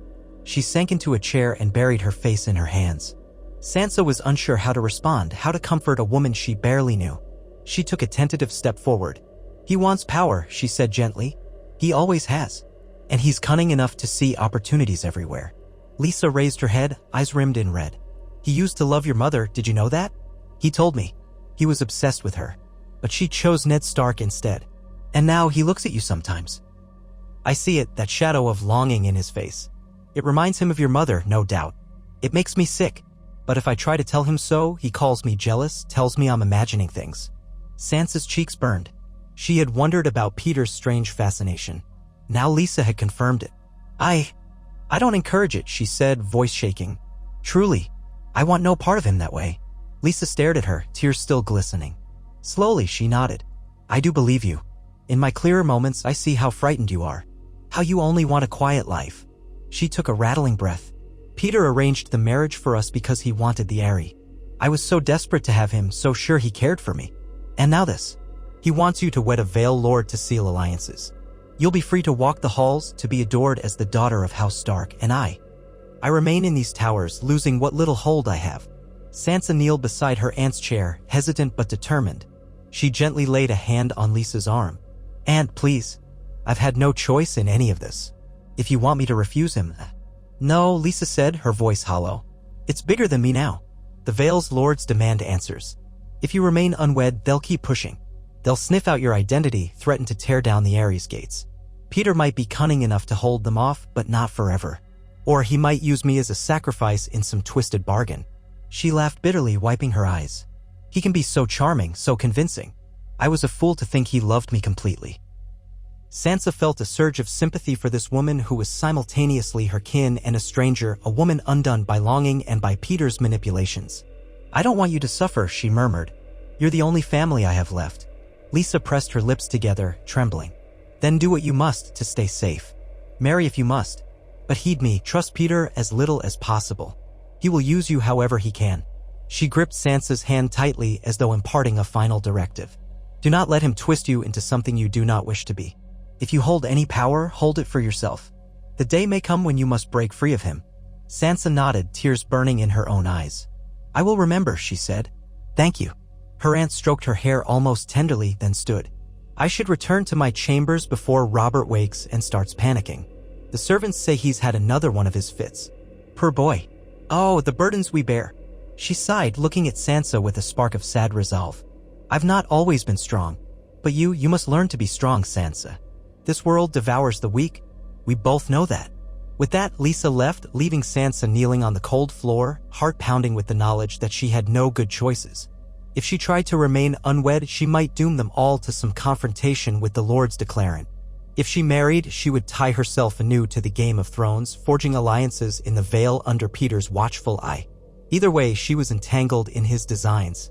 She spent a sleepless night, tossing in her bed, staring at the flicker of the hearth's dying embers. All her life, she had wanted a true love match. Her sweet illusions of a gallant prince had once filled her days. Now she lived in a world where alliances were forged with cold logic, where survival trumped desire, and where trust was a rare commodity. By dawn's first light, she rose, washed her face in icy water, and then made her way to Peter's solar, where she knew he would be meeting with various stewards. She felt almost numb as she walked. The corridors smelled of damp stone. Servants bowed or curtsied as she passed, silent and respectful. Her heart fluttered with dread, but she steadied herself. She wanted to do this now, before she lost her nerve. She found Peter finishing a conversation with a bearded steward. When he saw her at the door, he dismissed the man. Sansa stepped inside, the door closing behind her.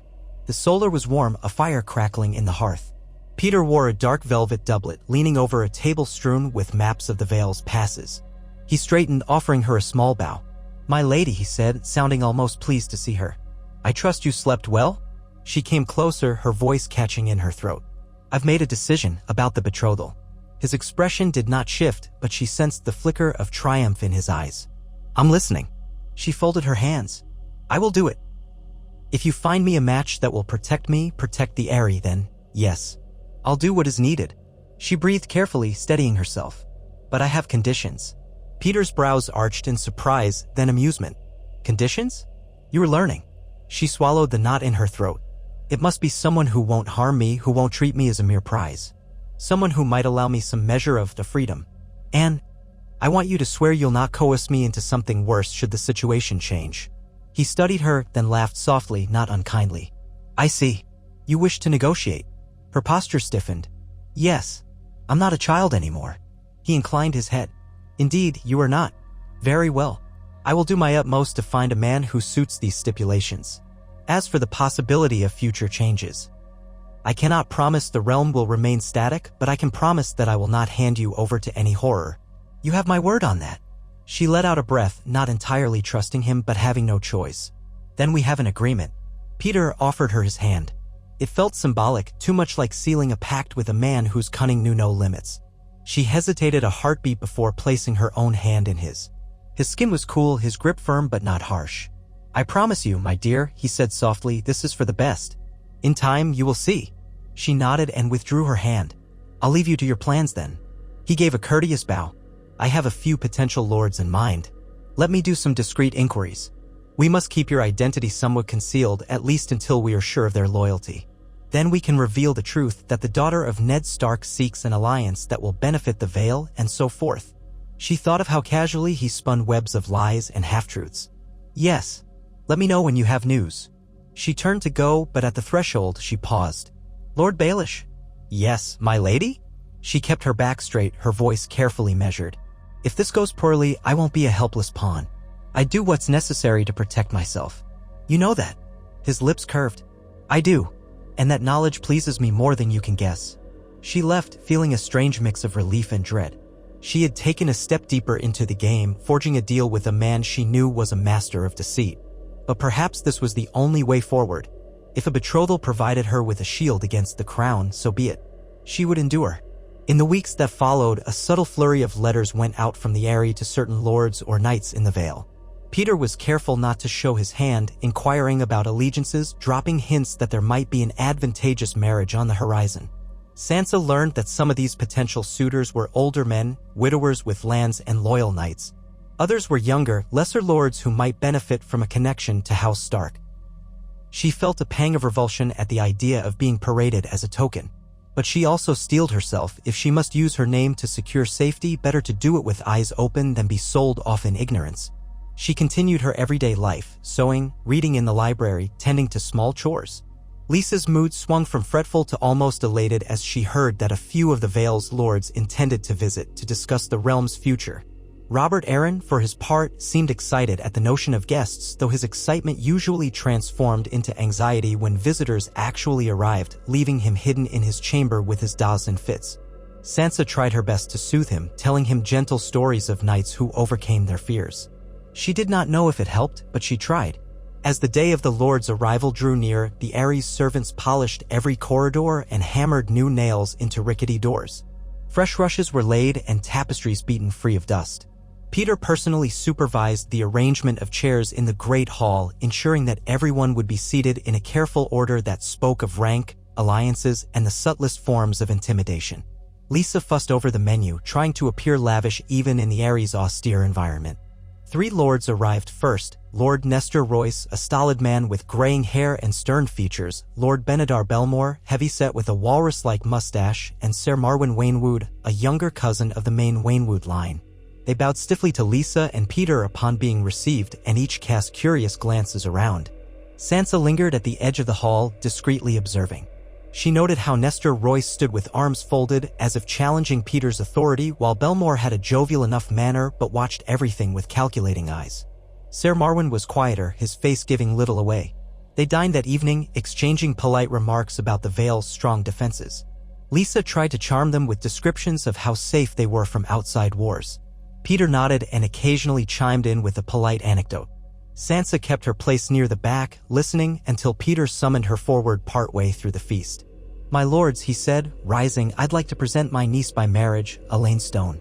Sansa had almost forgotten that was the name he insisted she use in public, his supposed bastard daughter. "She has been staying with us, enjoying the mountain air. I hope you won't mind if she offers a small courtesy to welcome you." Sansa dipped a curtsy, remembering her lessons. "I bid you welcome to the Eyrie, my lords. May your visit be fruitful." She kept her voice soft and unassuming. Royce eyed her with mild interest. "Stone? So you're Peter's natural daughter. You look northern." She offered a demure smile, having rehearsed this lie. "My mother was of northern blood." It was not untrue in a sense. Belmore's mustache twitched as he assessed her. "Well, the Vale can be bracing for those unused to heights. You found it comfortable enough." Sansa nodded, folding her hands. "It can be cold, my lord, but I'm happy here. My father is most attentive." She forced herself not to cringe at calling Peter her father. They seemed satisfied with her politely vague answers. Peter waved for her to step aside, and she retreated into the background, face burning. She could sense them puzzling over her presence. The night wore on with more pleasantries, cups of wine, the occasional jest. Finally, the lords retired to their assigned chambers, and Peter and Lisa each disappeared to their own quarters. Sansa returned to her room, feeling as if she had just enacted a small performance. Over the next few days, more lords arrived. Some were lesser men, but all carried themselves with pride, as was the way in the Vale. Among them was Ser Lyn Corbray, a dangerous man with a reputation for a hot temper who had once fought for the rebels in Robert's rebellion. He arrived with a mocking grin and a fancy set of rings on his fingers. There was also Lord Hunter, thin and sharp-nosed, who coughed frequently and seemed disinterested in any pleasantries. With each new arrival, Sansa felt the tension in the castle climb. Official councils took place in the Great Hall, with Lisa seated on the dais beside Peter and the Vale lords arrayed below. Sansa was not allowed to attend all of these meetings. Sometimes Lisa declared it was a private matter. But Peter insisted on her presence at certain key gatherings, letting her sit to the side. He said it was beneficial for her to observe. She realized it was also a test. The lords might grow curious about her. If they accepted her presence without protest, it suggested they did not suspect her true identity. She kept quiet, eyes lowered, as talk ranged from trade routes to the possible threat of the mountain clans. Late one afternoon, after a particularly long council session, Peter quietly informed Sansa that one of the lords had expressed interest in meeting her more privately, Lord Lyn Corbray.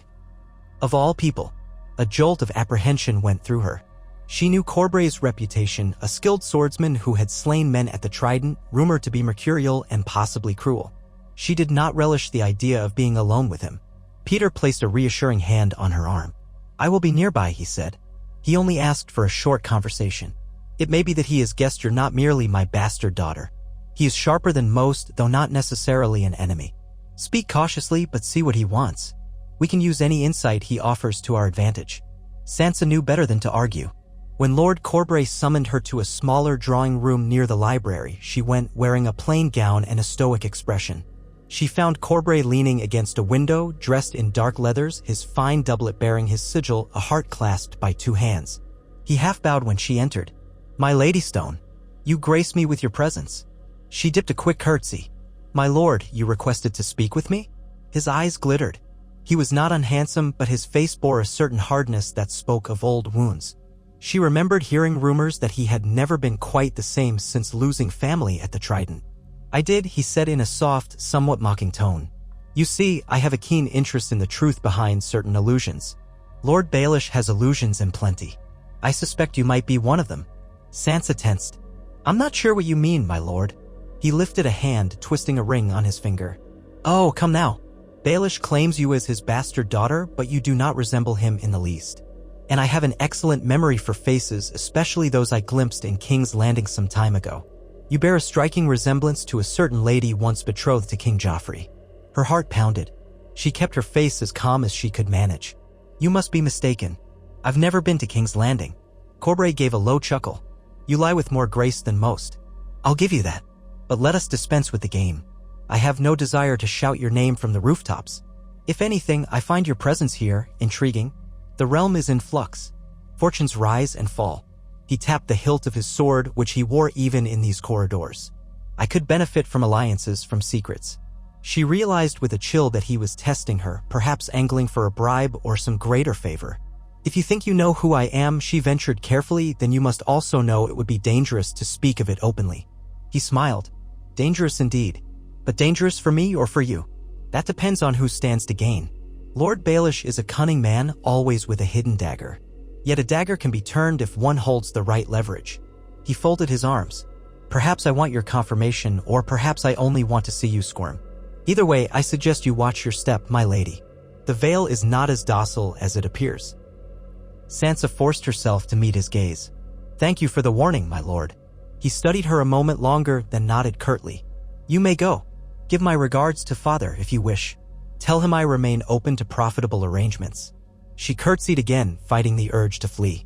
"Good day, my lord." She hurried out, her heart pounding. Corbray had all but confirmed that he knew she was Sansa Stark. He had not threatened her outright, but the potential for blackmail loomed large. She felt sick. If he went to the other lords, if he told them, everything could unravel. Peter's plan for a betrothal alliance might collapse before it began. More than that, Sansa could end up marched back to King's Landing in chains.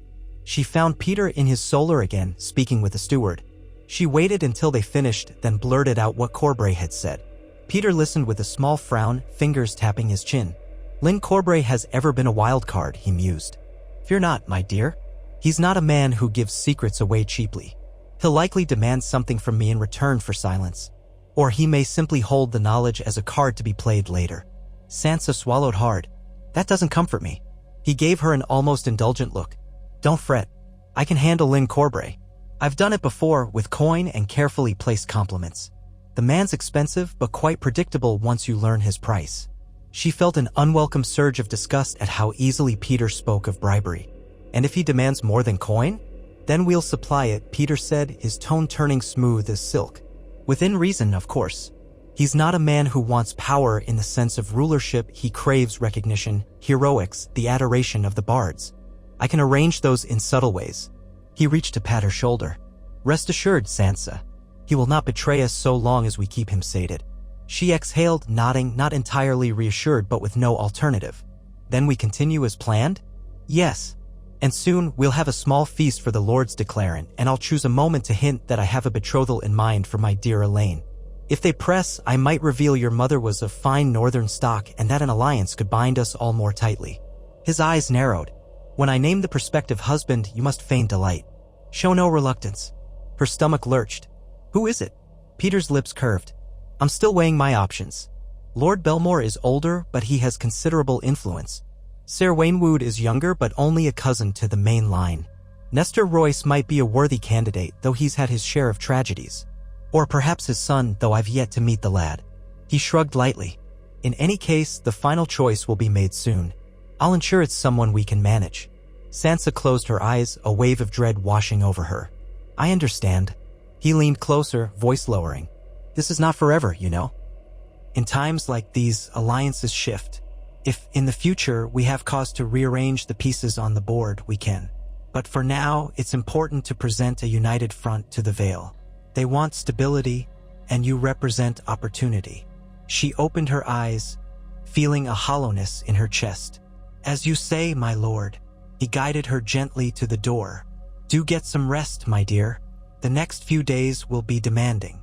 She emerged, her pulse thudding with the pressure of an impending fate she had not chosen. She tried to calm herself, recalling that she had faced greater terrors before. Joffrey's sadism, the humiliations of King's Landing. This might be just another role she had to play. If she survived Joffrey, she could survive this. However, that night brought yet another turn of events. Sansa awoke in the darkness to distant shouting. First, she thought it might be one of Robert's nightmares. But as she rose from bed and slipped on a robe, the shouts grew louder. She hurried to her chamber door, stepping into the corridor. A cold wind whipped through the hall, meaning one of the outer doors or windows must have been flung open. She followed the noise, heart hammering, until she reached the moon door.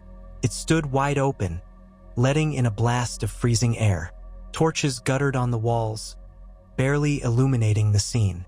Lisa was there, near the threshold of that terrible opening, her hair wild, eyes burning with fear and rage. She clutched Robert by the shoulders, as if shielding him, while Peter and Ser Lynn Corbray stood off to one side, swords half drawn. Several guards hovered, uncertain. Stay back, Lisa shrieked at Peter, her voice echoing off the stone walls. You'll not take my son from me. Peter lifted a hand, trying to calm her. My lady, no one is taking Robert. Put the dagger down. Sansa realized with horror that Lisa had a small dagger pressed to Robert's trembling form. The boy was whimpering, tears running down his face. Mother, he begged. Please, I know what you plan. Lisa screamed. I know you want him out of the way. You want to bring these lords here, toss me aside, make your little whore into a lady of the Vale. You'd kill my son to do it. You think I'm blind. Corbray's eyes flicked to Peter, a sardonic smile curling his lip as if to say, This is your family, Baelish. Peter kept his voice soft. Lisa, be reasonable. No one wants to harm Robert. He is your son and heir to the Vale. The lords are here to ensure stability. That's all. Liar, she spat, drawing Robert closer to the open moon door. The dizzying drop beyond made Sansa's stomach lurch. One wrong step and they would both plummet. You lied to me about everything. Your feelings, your plans. I was always just a piece in your game. Peter took a single step forward. Lisa, we can talk this through. Drop the dagger. Robert let out a terrified sob. Sansa felt panic rising. She hurried forward, ignoring the guards who tried to hold her back. Aunt Lisa. Please, you'll hurt Robert. Step away from the door. Lisa's eyes were wild as she saw Sansa approaching. You, she shouted. He wants to marry you off, use you to bring the Vale under his thumb. He wants you as some northern bride to claim your father's legacy, doesn't he? And then he'll abandon me. Sansa raised her hands, speaking as calmly as she could. "And I only do what I must to survive. I swear I don't want to hurt you or Robert." Lysa shook her head, tears streaming down her face. "It's all slipping away. Everything I ever wanted, to be free of war, to have Peter's love, to protect my child, it's all turning to dust." She edged even closer to the precipice, and Robert gasped as he glanced down at the darkness below. In that moment, Peter acted. He lunged forward, perhaps intending to grab Robert and pull him clear. But Lysa jerked violently, the dagger slicing across Robert's sleeve. The boy screamed and stumbled back into Peter's arms, and Lysa stood there, confused, unsteady, as though she'd lost her moorings. Sansa watched in horror as Lysa wobbled on the edge, her arms flailing. Corbray darted forward, but not fast enough. Lysa's foot slipped on the polished stone, and she let out a strangled cry before plunging forward through the open moon door into the starless void beyond. "No!" Sansa screamed, rushing to the threshold only for Corbray to seize her arm and yank her back from danger. She glimpsed a swirl of white robe, hair trailing, then nothing but blackness. A distant wail that cut off in an instant. Her aunt was gone. Peter clutched the trembling Robert, who was wailing inconsolably. Guards hurried to the doorway, peering down as if they might see something in the night sky. Sansa felt numb with shock. Lysa was dead. It had happened so quickly, an accident or a consequence of her own frantic movement. But the result was the same. Lady Arryn, the ruler of the Vale, had fallen to her death. Peter's face was taut with a mix of alarm and grim calculation as he helped Robert to a bench. The boy was hyperventilating, tears streaming. Sansa kneeled by his side, stroking his hair, murmuring that it would be all right, though she had no idea how. Peter quickly turned to the guards, telling them to seal off the area and send word that the lady had tragically slipped in a moment of distress. Lyn Corbray stood with his sword half-drawn, silent, as if deciding whether to intervene. But after a moment he sheathed it and walked away, expression unreadable. Chaos ensued over the next hours. The Vale Lords were roused, and a panicked flurry of questions and accusations ricocheted through the corridors. Peter insisted that Lysa had been distraught over worries regarding her son's health and had slipped in a tragic accident. Robert's distressed testimony, he could only babble about how his mother had threatened him, lent credence to the story that Lysa had lost her reason. None could prove otherwise. In the days that followed, the Lords of the Vale convened to decide the Aeries' future. Peter Baelish, newly widowed, declared himself the protector and regent for young Lord Robert Arryn. Sorrowful tributes were paid to Lysa, though it was clear that many had not trusted her rule. Some expressed relief that Peter, cunning though he was, might manage affairs more steadily. Others murmured in corners, suspicious that he had orchestrated Lysa's death. Sansa watched from behind the scenes, her own grief tangled with shock. She had not loved her aunt, but she had not wanted her to die like this. Robert, traumatized, clung to Sansa in a childlike way, though he was only a few years younger. She tried to soothe him, recalling gentle words her own mother might have used. He was the official lord of the Aerie now, though he was not truly capable of ruling. Peter Baelish effectively held power. The betrothal scheme did not vanish, however. If anything, Peter insisted it was more crucial than ever to secure the Vale's unity. With Lysa gone, some might question his authority to remain at the Aerie. A marriage alliance would reinforce the notion that he, and by extension, Sansa, stood with the Vale. Standing in her chamber one evening, Sansa tried to gather her composure. The news from the outside world was grim. The crown was still in flux, with Tommen on the throne but overshadowed by Tywin's iron hand and Cersei's thirst for vengeance. She thought of Joffrey's mocking grin, of Lysa's final scream. So much blood, so many broken illusions. She understood now that if she remained passive, more tragedies would unfold around her, orchestrated by men like Peter or by cruel fate. If she had any hope of reclaiming her name, of shaping her own future, she had to take charge, even in small ways. So when Peter came to her the next day, presenting a short list of possible suitors, Lord Belmore, Nestor Royce, or a Waynwood cousin named Ser Roland, she did not cower. She studied each name, asked questions about their lands and dispositions. Peter, looking mildly impressed, provided the details he'd gathered. Belmore was wealthy but older, Royce was formidable with a strong following, and Ser Roland Waynwood was a respected knight in his 30s, known to be just of somewhat stern. "Which do you think best, my dear?" Peter asked, leaning back in his chair. She took a breath. "Royce is influential, but I worry he would overshadow me or suspect who I truly am. Belmore's older, with a reputation for indulgence. Roland Waynwood might be the most reasonable. He's not the head of his house, but he's of a main branch with enough standing to gain the Vale's respect if we show him favor." Peter tapped his chin, a small smile playing on his lips. A careful analysis. You lean toward Ser Roland then? She nodded. He might offer less risk of betrayal or manipulation. From what you've said, he's not overly ambitious. Very well. I can invite him to the Eyrie, present the idea of betrothal in a measured way, reveal your heritage only once he's sworn to keep it secret. If all goes well, we'll have the arrangement sealed before the snows grow too deep. Sansa clasped her hands. Thank you, she said simply, though it felt hollow. She was not truly thanking him for the betrothal itself, but for allowing her a choice. He stood, approached her, and laid a hand on her shoulder.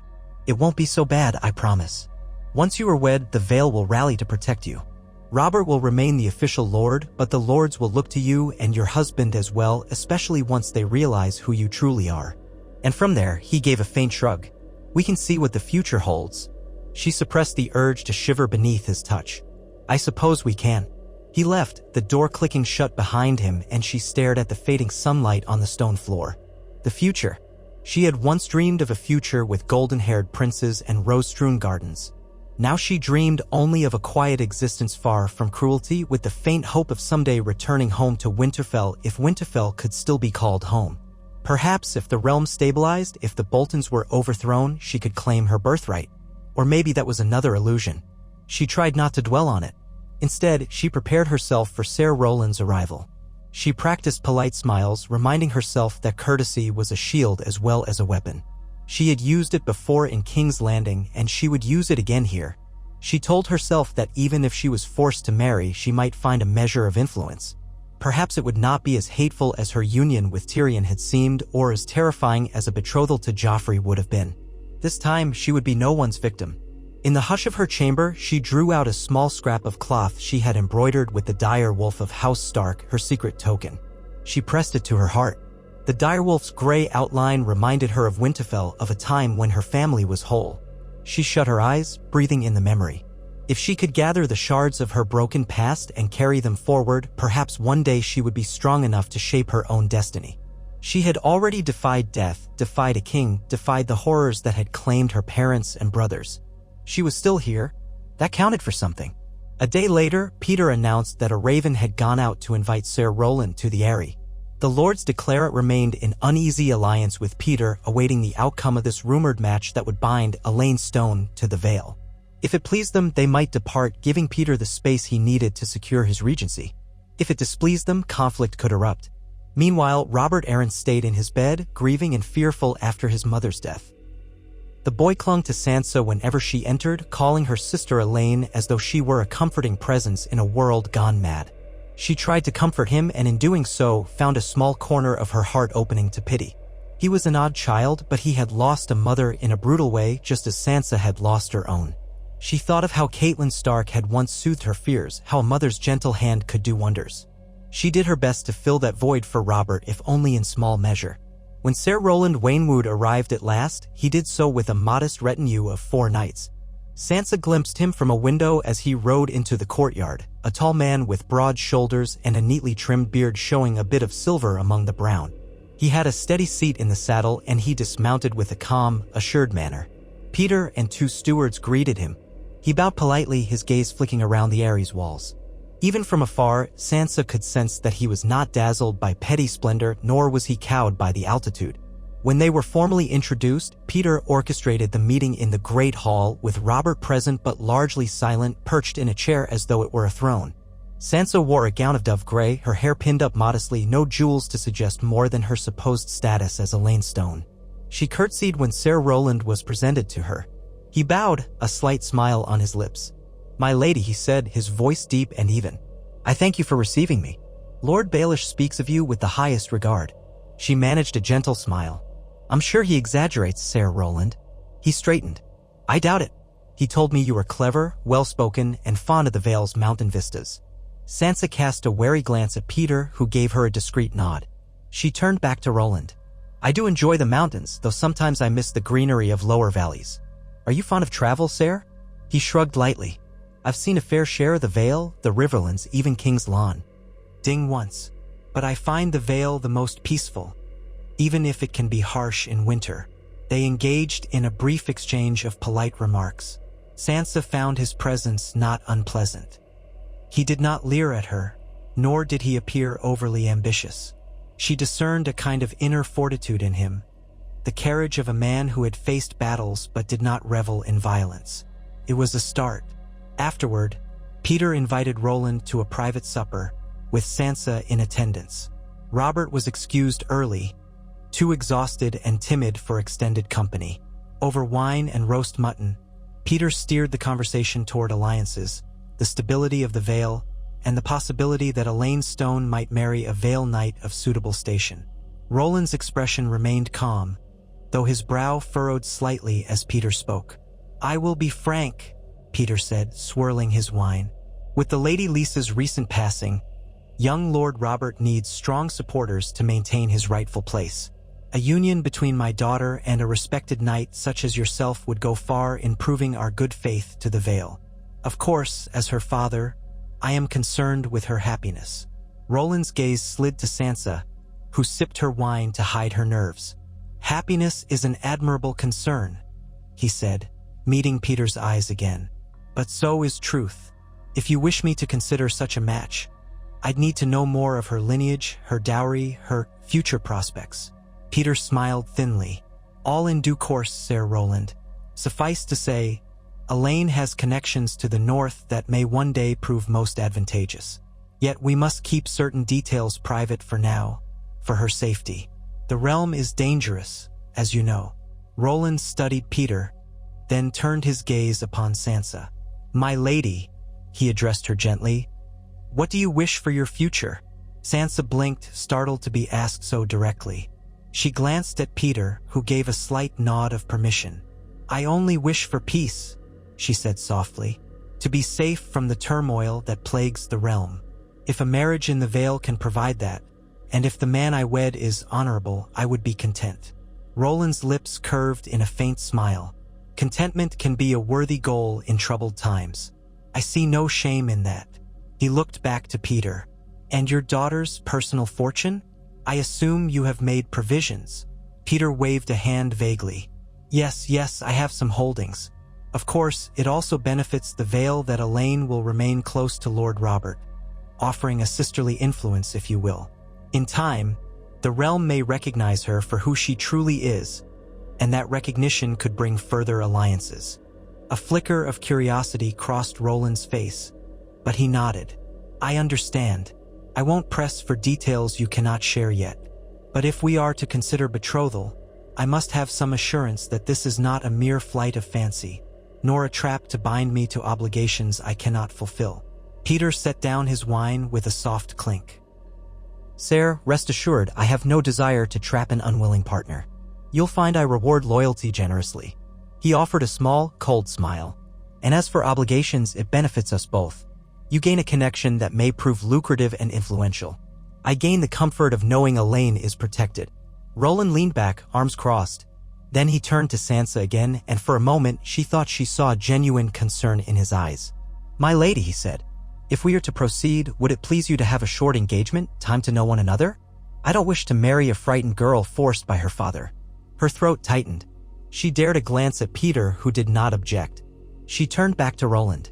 "Yes, I would prefer that." He nodded, satisfied. "Then I'll remain at the Eyrie for some weeks, if that suits Lord Baelish. We can spend time together, and if we find we cannot abide each other, we shall part amicably." Peter plastered on a genial smile, though Sansa suspected he disliked giving them any real chance to refuse. Still, he said, "Very well, Sir, stay as our honored guest. We'll see how things develop." Thus it was agreed. Over the next few days, Roland Waynwood lingered, walking the ramparts with Sansa, talking quietly about the Vale's defenses or discussing the farmland near the Waynwood seat. He never pried into her past, only occasionally letting slip a hint that he knew there was more to her than she admitted. She found his company oddly soothing, less fraught with tension than she expected. He told her stories of his own youth, fighting raiders, dealing with the everyday demands of a landed knight. He had lost a wife some years prior to fever, leaving him childless. Sansa felt sympathy for that grief, though it was distant from her own. Meanwhile, Peter continued to wrangle the Vale Lords, who pressed him about Lisa's death and the future of the Regency. Lyn Corbray hovered, ever watchful, occasionally smirking at Sansa as if to remind her that he knew her secret. If he planned to expose her, he had yet to make a move. Perhaps Peter's coin and flattery had purchased his silence again. One afternoon, Sansa and Roland found themselves in the small garden near the Ares' east wall where a few hardy evergreens clung to life. Snow dusted the branches. She wore a cloak lined with fur, and he sported a heavy mantle. He showed her how to identify certain mountain herbs that survived in cold weather, a skill he had learned while riding with local guides. After a while, they paused beneath a leafless birch, its skeletal branches rattling in the wind. Roland glanced around, ensuring they were alone, then said quietly, "My lady, I know you are not who Lord Baelish claims you to be. But rest assured, I've no desire to pry. I only wish to tell you that I sense your fear. Whatever reasons you have for concealing your name, they must be grave. I do not judge you." Sansa gazed at him, heart pounding. "Thank you," she managed. "I appreciate that." He gave a small nod, the lines of his face gentling. "Whatever your reasons, I want you to know that if this betrothal is forced upon you, if you truly do not want it, then you need only tell me. I won't hold you captive. I've no love for Baelish's underhanded tactics, but I see the necessity of forging alliances to keep the Vale stable." A lump formed in her throat. "You're kind," she whispered, "kinder than I expected." He smiled faintly, gaze dropping to the snow. "I've lived long enough to know kindness is in short supply these days. You've lost much, haven't you? It shows in your eyes. I've seen men after war with that same haunted look." She swallowed her tears. Yes, I have." She could think of no other words. He reached out, laying a gloved hand gently over hers. "If it eases your burden to speak of it, I'll listen. If not, I won't press." Sansa glanced up at him, so different from the brash suitors she had once dreamed of. A part of her wanted to trust him, to tell him everything, who she was, what she'd done, how she had lost her family. But fear held her back. Perhaps in time she might share some truth if he proved worthy. For now she only said, "Thank you, Sir Roland. Truly. I'll remember your offer." She withdrew her hand and they continued walking. Despite her wariness, she felt a sliver of hope. Here was a man who did not leer, who did not manipulate her with threats or flattery. He might actually be a stable harbor in the storm. Perhaps, if the wedding indeed happened, she could find a measure of peace. But Sansa Stark knew the cruelty of fate all too well. Nothing in Westeros remained peaceful for long. Within another fortnight, the Lords declarant pressed Peter to finalize plans for the betrothal. Peter, always theatrical, arranged a small ceremony in the Ares main hall, an official handfasting of sorts to confirm the engagement before the gathered lords. Roland donned his best surcoat, embroidered with the Waynwood sigil, pale green leaves on sable. Sansa wore a gown of white wool, modest but elegant. The hall was filled with onlookers, servants, knights, a few lesser lords. Robert Arryn was seated on the dais, looking pale and unsteady but trying to appear lordly. Lyn Corbray lounged nearby, smirking. Nestor Royce watched with a stern expression, and Belmore flicked his gaze around, measuring the event's significance. Peter stood at the forefront, guiding Sansa forward. She took Roland's hand, heart hammering. Peter proclaimed the betrothal as a sign of unity and goodwill. Roland bowed over her hand, repeating the formal words. Sansa murmured her acceptance, her voice barely above a whisper. The assembled lords clapped politely, though some eyed them with suspicion, others with mild approval. When the ceremony concluded, servants rolled out tables laden with food and wine, a modest feast to seal the occasion. Sansa sat beside Roland, enduring the curious stares of the Vale's nobility. Peter and Robert presided at the head of the hall. Corbray raised a cup in a mocking toast, while Royce offered a more sincere gesture of congratulations. All the while, Sansa felt a strange mix of relief and trepidation. The betrothal was done. The next step would be an actual wedding, but not yet. Roland insisted on a short engagement as promised. She forced herself to eat, though her appetite was meager. She smiled and thanked those who approached to offer well wishes. After a while, the crowd relaxed, splitting into smaller groups. Musicians struck up a tune. Roland, noticing Sansa's exhaustion, suggested a short stroll in the adjacent corridor to catch her breath. She agreed, letting him guide her out of the hall, away from the din of conversation and clinking cups. They walked side by side, passing tall windows that overlooked the Vale's dizzying heights. Torches flickered, painting the stone walls with warm light. "You handled it well," Roland said, his voice soft. "Betrothals are often nerve-wracking, but you seemed composed." She let out a breath. "I've had practice feigning composure at feasts." A small, sad smile touched her lips. "This was not my first." He gave her a sidelong look. "No, I suppose not." He paused then, as if weighing his words. "If we do proceed to a wedding, I will do what I can to ensure you are not unhappy. You have my word." She halted, turning to face him. The corridor was empty aside from a distant guard. You barely know me, she whispered. Why offer me such kindness? He looked away, a faint grimness on his features. Because I've seen enough misery in the realm. I lost my wife to fever. I lost kinsmen to war. If a marriage can bring even a measure of solace to two lonely souls, that's no small thing. Then he offered a small shrug. Or maybe I'm just a fool who believes in a bit of light in the darkness. Sansa felt an unexpected warmth in her chest. She stepped closer, mindful of the guard's distant eyes. You're not a fool, she said quietly. We could all use a bit of light. She hesitated, then laid a hand gently on his forearm. Thank you, Roland. He nodded, placing his own hand atop hers for a moment. It felt steady and real in a way so few things in her life had been. Before they could speak again, footsteps approached. Lynn Corbray emerged from the hall, strolling with casual insolence. He spotted them and a sardonic grin spread across his face. Ah, the happy couple, he remarked with a slight bow. Should I leave you to your privacy, or can I offer my congratulations in person? Roland stiffened but remained polite. Your congratulations are always appreciated, Sir Lynn. Corbray chuckled. I'm sure. Quite a show in there. Betrothal feasts, dancing, talk of alliances, how sweet. His gaze flicked to Sansa, lingering too long. I do hope you find everything you desire in the Vale, my lady. Sansa forced a thin smile. I'm sure I will, my lord. Thank you. He took a step closer, feigning a conspiratorial whisper. It's a pity Lady Arryn isn't alive to witness this joyous occasion. She was so very fond of you after all. He let the meaning hang in the air, the cruelty of referencing Lisa's fatal fall. Roland bristled. Your words are in poor taste, Roland said, voice taut. Corbray raised his hands in mock surrender. Oh, I meant no offense. I merely point out how swiftly fortunes change. One moment, you're Lady of the Eyrie, the next, you vanish through a door in the sky. He shrugged, stepping around them with a smirk. Enjoy your stroll. Sansa watched him go, unsettled. Roland exhaled sharply, turning back to her with an apologetic grimace. I dislike that man, he muttered. She nodded. So do I.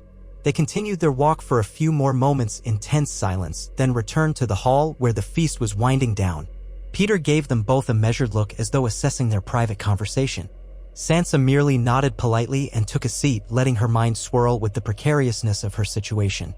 Over the following weeks, as the engagement settled into a new normal, Sansa felt an odd sense of cautious optimism. Roland was not cruel, and if he discovered the entirety of her identity, he gave no sign of alarm. The Vale Lords, for the most part, deemed the betrothal acceptable. They had no great love for Peter, but they saw a possible advantage in aligning with Elaine. Robert Arryn grew calmer with the passing days, comforted to see a semblance of stability around him. Peter guided the Vale's governance, forging new trade deals, reinforcing mountain passes. Lynn Corbray remained a lurking presence, but Peter's subtle bribes seemed to keep him from stirring outright trouble. In private, Peter would occasionally remind Sansa that the wedding would likely happen in the spring, once the snows receded in the Vale's high passes. He wanted to ensure the greatest possible audience from the local lords to solidify the alliance further. Sansa accepted this with a resigned nod each time.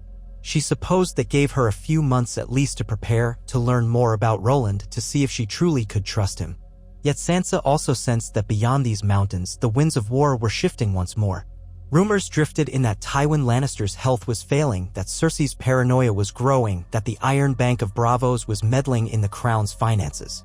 She wondered if the day would come when the Lannisters turned their full attention to the Vale, seeking the missing Stark girl. A part of her dreaded that day.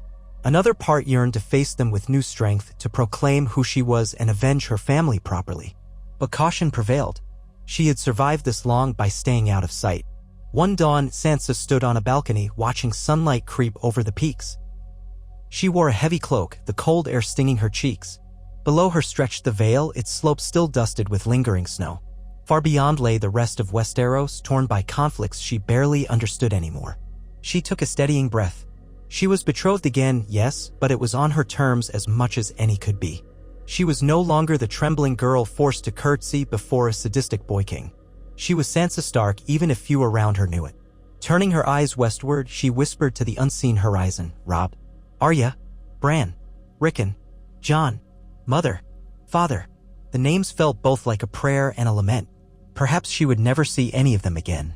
Perhaps she would only keep them alive in her memory. Yet for the first time in a long while, she felt a flicker of possibility. If she could outmaneuver Joffrey, survive King's Landing, and weave her way through Peter Baelish's web, maybe there was a future in which House Stark rose once more. A future in which Sansa would no longer need to hide behind courtesy and false names, a future in which she might walk in the godwood of Winterfell and feel the north wind in her hair. For now, she breathed in the mountain air, the early rays of sun warming her face. She had fought for her freedom in the only way she knew. She had sinned and she had endured. From here on, every step she took would be measured, deliberate, and shaped by the lessons she had learned. She was done being a frightened pawn. She would be a player in her own right, quiet, watchful, and, if need be, as deadly as the pinch of poison she had once slipped into a king's cup. Soon she would go inside, greet Roland politely, give comfort to Robert if he was in distress, and nod graciously to Peter, who believed he held her leash. But she would remember with every beat of her heart that the wolf still lived within her, biding its time. She had claimed vengeance on Joffrey Baratheon. She had survived the fall of the Lady of the Eyrie. She would survive whatever came next until the day she could stand tall and be Sansa Stark again, no longer in the shadows but in the light. She rose the next morning with a sense of renewed purpose, watching the early sunlight stretch across her chamber's floor. The faint warmth felt like a blessing on her face. The Eyrie's cold halls had never been truly welcoming, but something had shifted inside her in these last days. Before, she'd felt like a leaf at the mercy of the wind. Now she realized she had a hand, however small, in shaping her own destiny. She dressed in a plain gown of light blue wool and ventured out into the castle. Servants bustled with crates and barrels in the courtyard while the guards stood at attention. The castle's routine had settled into a new normal since Lisa's death. Peter was firmly in place as Lord Protector for the young Lord Robert, and the Vale Lords, though wary, were grudgingly accepting this arrangement. The betrothal to Ser Roland Waynwood had blunted their suspicions. Elaine Stone, it seemed, was well on her way to becoming a fixture of the Vale's future. Passing a line of knights polishing their armor, she nodded politely. A few inclined their heads in return, watchful of Lord Baelish's daughter, but not hostile. The memory of King's Landing's hostility, the jeers, the scornful glances, still hovered in her mind, a reminder of how different her life had been there. Here, at least, no one mocked her or forced her to pose in gowns that matched a house she despised. Here, no one tormented her with the threat of a king's whim.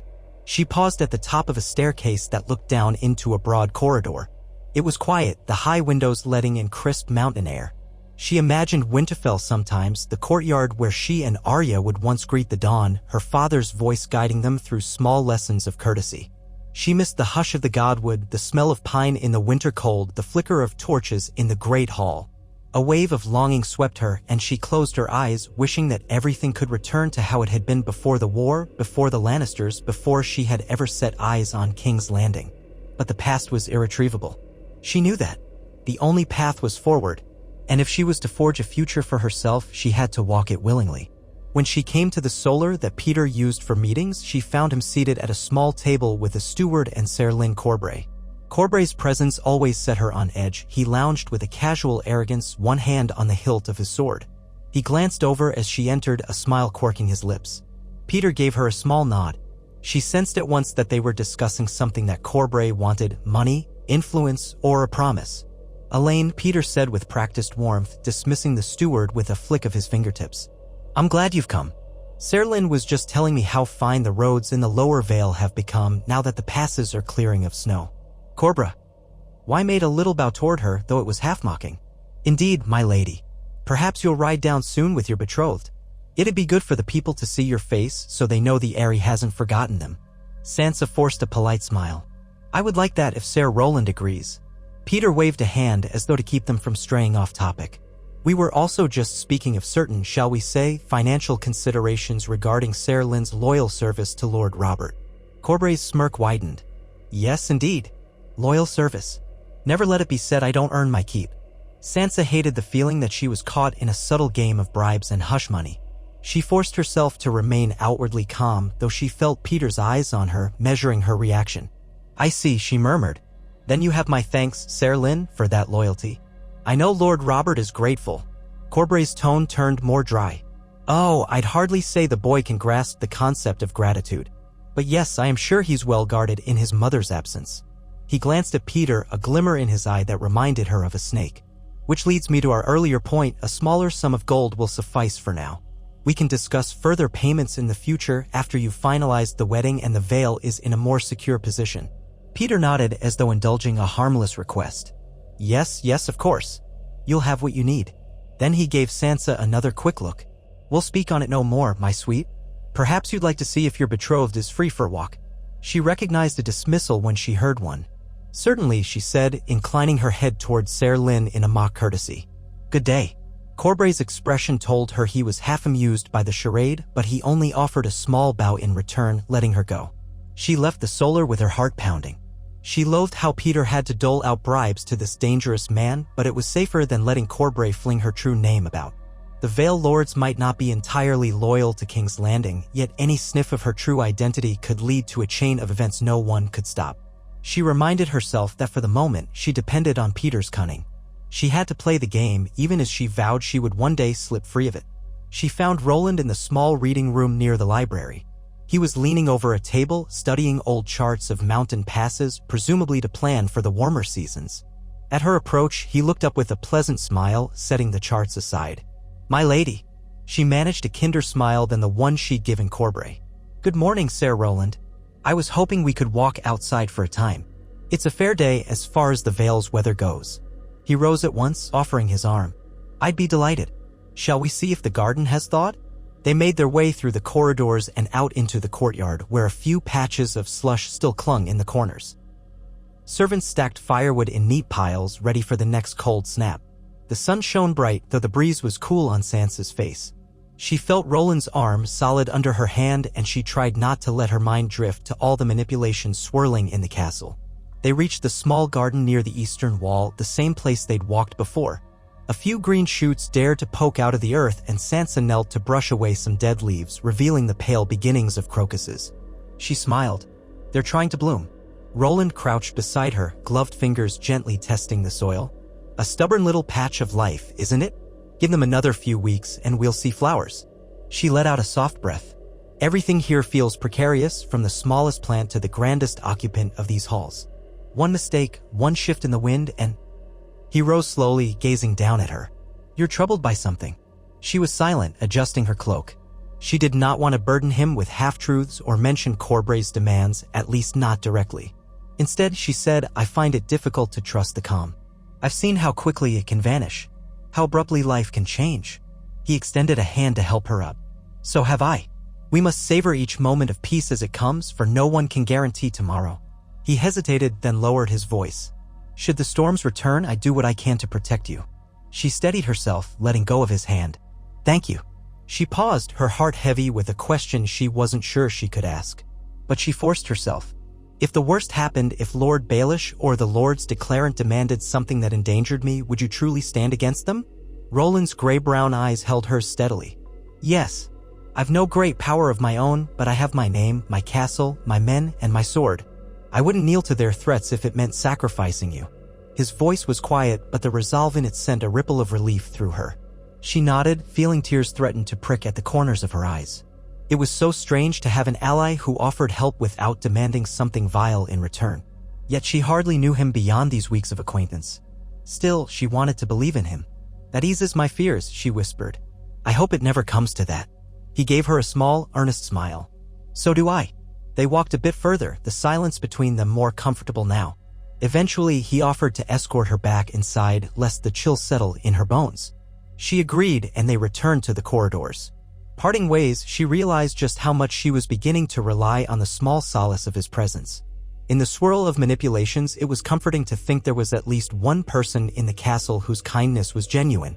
The days lengthened and the snows receded from the passes more quickly than expected. Word reached the area that pockets of green were showing down in the lowlands. Merchants braved the roads to carry goods to and from the gates of the moon. The Vale Lords, for their part, began making plans to depart the area. Belmore, Royce, and others had watched Peter's regency carefully, but with the betrothal seemingly secure and no open signs of treachery, they appeared content to leave. Peter gave them all pleasant farewells, along with promises that any pressing issues in the Vale would be addressed promptly. Lyn Corbray, too, left for his own holdings, though not without accepting another purse of coin for services rendered. With the exodus of the lords, the castle quieted. Sansa sensed Peter's satisfaction. He had effectively consolidated his control. He still had to manage Robert's unpredictable moods, but for the time being, the Vale was stable.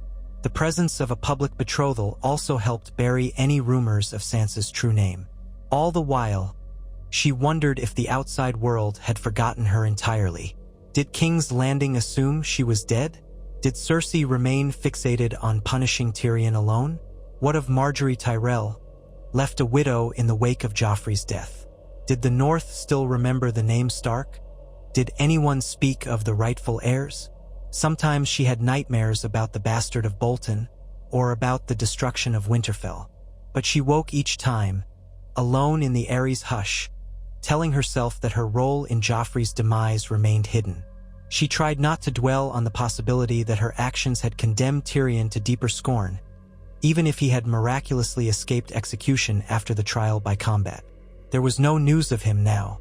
Perhaps he had retreated from courtly life, as wounded by all that had happened as she was. She remembered how he treated her with something like decency, and a pang of guilt struck her. But there was nothing she could do, short of throwing herself on Cersei's mercy, an act that would certainly end in her own destruction, and likely Tyrion's as well. So she pressed on day by day. Peter announced that the wedding would likely take place in late spring or early summer. Robert, though upset about the fuss, seemed calmer when Sansa reassured him that she would still reside in the Eyrie for much of the time, at least until the roads were fully passable. Roland seemed in no hurry to push for a rushed ceremony, content to give Sansa space to adjust. For that, she was grateful. One morning, she sat in her chamber, sewing a new cloak for Robert. His old one had become tattered. The air through the window was surprisingly mild, carrying the scent of thawing earth. She was half lost in thought when Peter knocked and entered without waiting for permission. He closed the door behind him, smiling. "Sewing? Such a homely pastime. It suits you, my dear." She bristled slightly at the way he made it sound trivial, but she kept her voice neutral. "Lord Robert's cloak needs replacing, and I can't abide idle hands." Peter nodded as though humoring her. He crossed the room, leaning against a table. "I've just received a raven from the Riverlands. Word of more violence near the twins, outlaws harassing Lord Frey's men, perhaps. The realm is hardly at peace, but the Vale remains spared." She paused her stitching. "Did you receive any word of King's Landing? Or of the North?" His smile took on an edge of amusement. "Are you inquiring after your old stomping grounds? Worried about the Lannisters?" She lowered her gaze, refusing to show him how that barb stung. "I merely wonder if there's any sign that the crown might cause us trouble." He shrugged elegantly.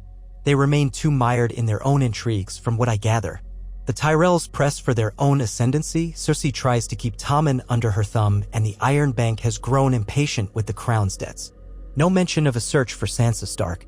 As far as the realm is concerned, Tyrion was the culprit and you remain a ghost." She exhaled, half relieved and half guilty. "Then we're safe for now." "Indeed. Safe enough that I think we should plan for your wedding in earnest." He produced a folded parchment from his coat. "I've drafted a preliminary invitation to certain lords and ladies we trust, people of the Vale, plus a few select individuals from beyond who might not question your identity too closely." She set the cloak aside, her nerves prickling. "Beyond the Vale? Who?" "Some Riverlands folk of minor standing, merchants who have reason to trade here. Nothing that would draw attention, I assure you. I merely want the wedding to appear more substantial than a local matter. It solidifies your position and by extension, mine." She clenched her jaw at that last phrase. Her position. His position. "Very well," she said quietly. "But remember our agreement, this is not to become a spectacle that reveals who I truly am."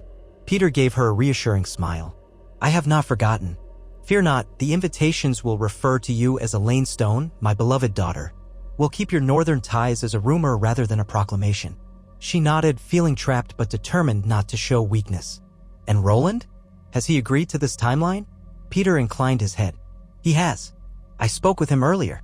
He defers to you, in fact, saying he will only proceed when you are ready." A flicker of gratitude for Roland stirred in her chest, but she quashed it before Peter could see. "Very well. If he's in favor of it, I'll not oppose." Peter stepped closer, lowering his voice. "You know, Elaine Sansa, this union may well bring you the stability you've long desired. If Roland remains loyal, you'll have a place here, safe from the chaos below these mountains. You could even, eventually, assume some influence, perhaps enough to reclaim the North if it becomes feasible." She studied his face, trying to discern whether he was sincere or simply dangling another lure. That depends on many factors. True, Peter said, but it's not impossible.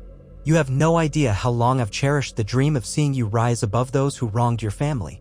I loved your mother once in my foolish youth. Perhaps this is my way of honoring that love by guiding her daughter to a position of power. She forced down a swell of unease.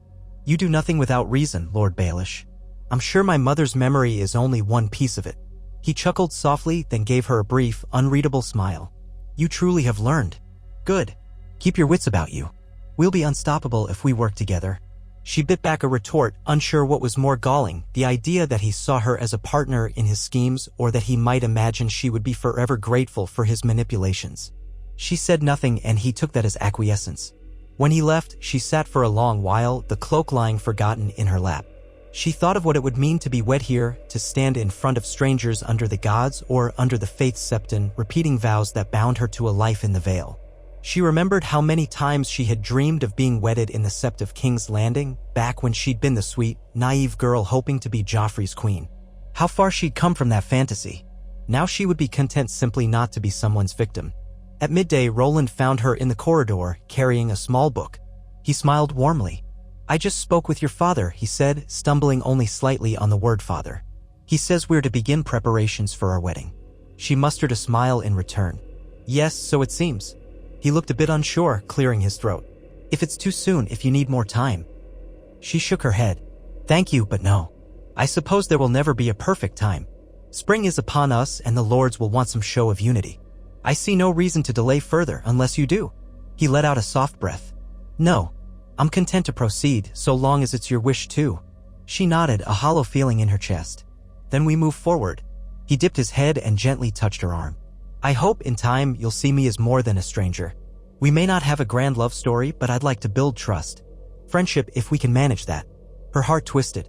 She recalled how she had once yearned for passionate declarations of love. Now she found the promise of simple kindness nearly overwhelming. I'd like that, she whispered. I truly would. He smiled, relief evident in his eyes. Then let's see it done. They talked about practical matters, the septon who served at the Aerie, the feast they might offer, the arrangements for guests. Roland suggested a simple ceremony rather than an ostentatious affair, to which she readily agreed. She had no taste for extravagance anymore, not after seeing how easily a wedding could turn into a horror show. Purple wedding, red wedding, she shuddered inwardly. Let this wedding be pale and unremarkable if it must be anything at all. In the weeks that followed, the castle bustled with renewed activity.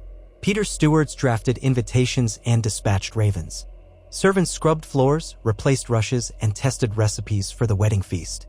Robert Arryn, though anxious about all the commotion, seemed oddly pleased whenever Sansa assured him that she would not abandon him after the wedding. She wondered how he would fare when she and Roland eventually moved to his lands, if that day ever came. Peter insisted they should keep their seat primarily in the Aerie for at least half the year to keep watch over Robert. Roland, for his part, nodded along, though Sansa sensed he would have preferred to maintain a more permanent presence at his own castle. But the arrangement seemed workable enough for now. During this flurry of preparation, Sansa grew more comfortable with Roland. They walked the grounds together, discussing the layout of the Aerie or practicing archery in the yard. He was patient, showing her a stance that might improve her aim, though she had little experience with a bow. Their conversations were still carefully polite, but an underlying warmth developed. She liked the timbre of his voice, the way he didn't press her for secrets, the subtle courtesy he offered in every interaction. It wasn't the romance of songs, but it was something sturdy, something real. Only in the quiet of night did she wrestle with doubts. She would lie awake, staring at the ceiling, recalling the flicker of candlelight over Joffrey's twisted face. She would remember how she'd felt the moment she decided to kill him, the cold clarity of survival, the knowledge that no one else was coming to save her. She was not the same girl who had once believed in gentle nights and happily ever after. She had changed in ways she couldn't fully articulate. Could Roland accept that, or would he recoil if he ever learned the truth? One evening, as final arrangements were underway, Peter summoned her to a small, high balcony that overlooked the Vale. She found him standing at the waist-high stone railing, gazing at the distant peaks. The sky above was streaked with pink and orange, the last glimmers of sunset. She joined him in silence, waiting for him to speak first. So, he said at last, the wedding is set to occur in a fortnight. The guests who matter will arrive by then, and the weather has cooperated. We'll hold the ceremony in the Aerie's sept, small but respectable enough. A feast in the Great Hall afterward. That will suffice. She nodded, watching the shifting hues on the horizon. Yes, it will. He turned to her, eyes lingering on her face. I want you to know that, despite all the subterfuge, I'm proud of how far you've come. You're no longer the frightened girl I first saw in King's Landing. She felt a flutter of discomfort. I'm not sure proud is the right word, she said softly. I've survived, yes, but at a cost. He reached as if to touch her arm, then hesitated. If it helps, think of this union as another step on the path to your own power. Once you're settled, you can observe the veil from within, cultivate allies. You might even find a path northward one day. For now, let this wedding be your shield. The idea of wearing a wedding as a shield made her heart ache. But she swallowed her misgivings. I will do what I must. His lips curved, part sympathy, part self-satisfaction. I knew you would. If your father could see you now, he'd realize you inherited a keen mind, much as I admired in Lady Catelyn. She forced a tight smile, suppressing the urge to recoil at the mention of her mother. I hope I never forget my father's honor, either. He nodded, gaze drifting back to the distance. After a long pause, he changed the subject. Serlin Corbray sent word. He won't be attending the wedding, conveniently detained by some local feud, but he sends his regards. She heard the subtext. Corbray had been paid. Her wedding was not worth his time, or perhaps it was safer for him not to be present, given he had too many sharp observations about her true identity. She only said, that's probably for the best. Peter let out a low chuckle. Yes, less chance of drama. Now go and rest. There will be fittings for your gown tomorrow, and I know how tiresome those can be.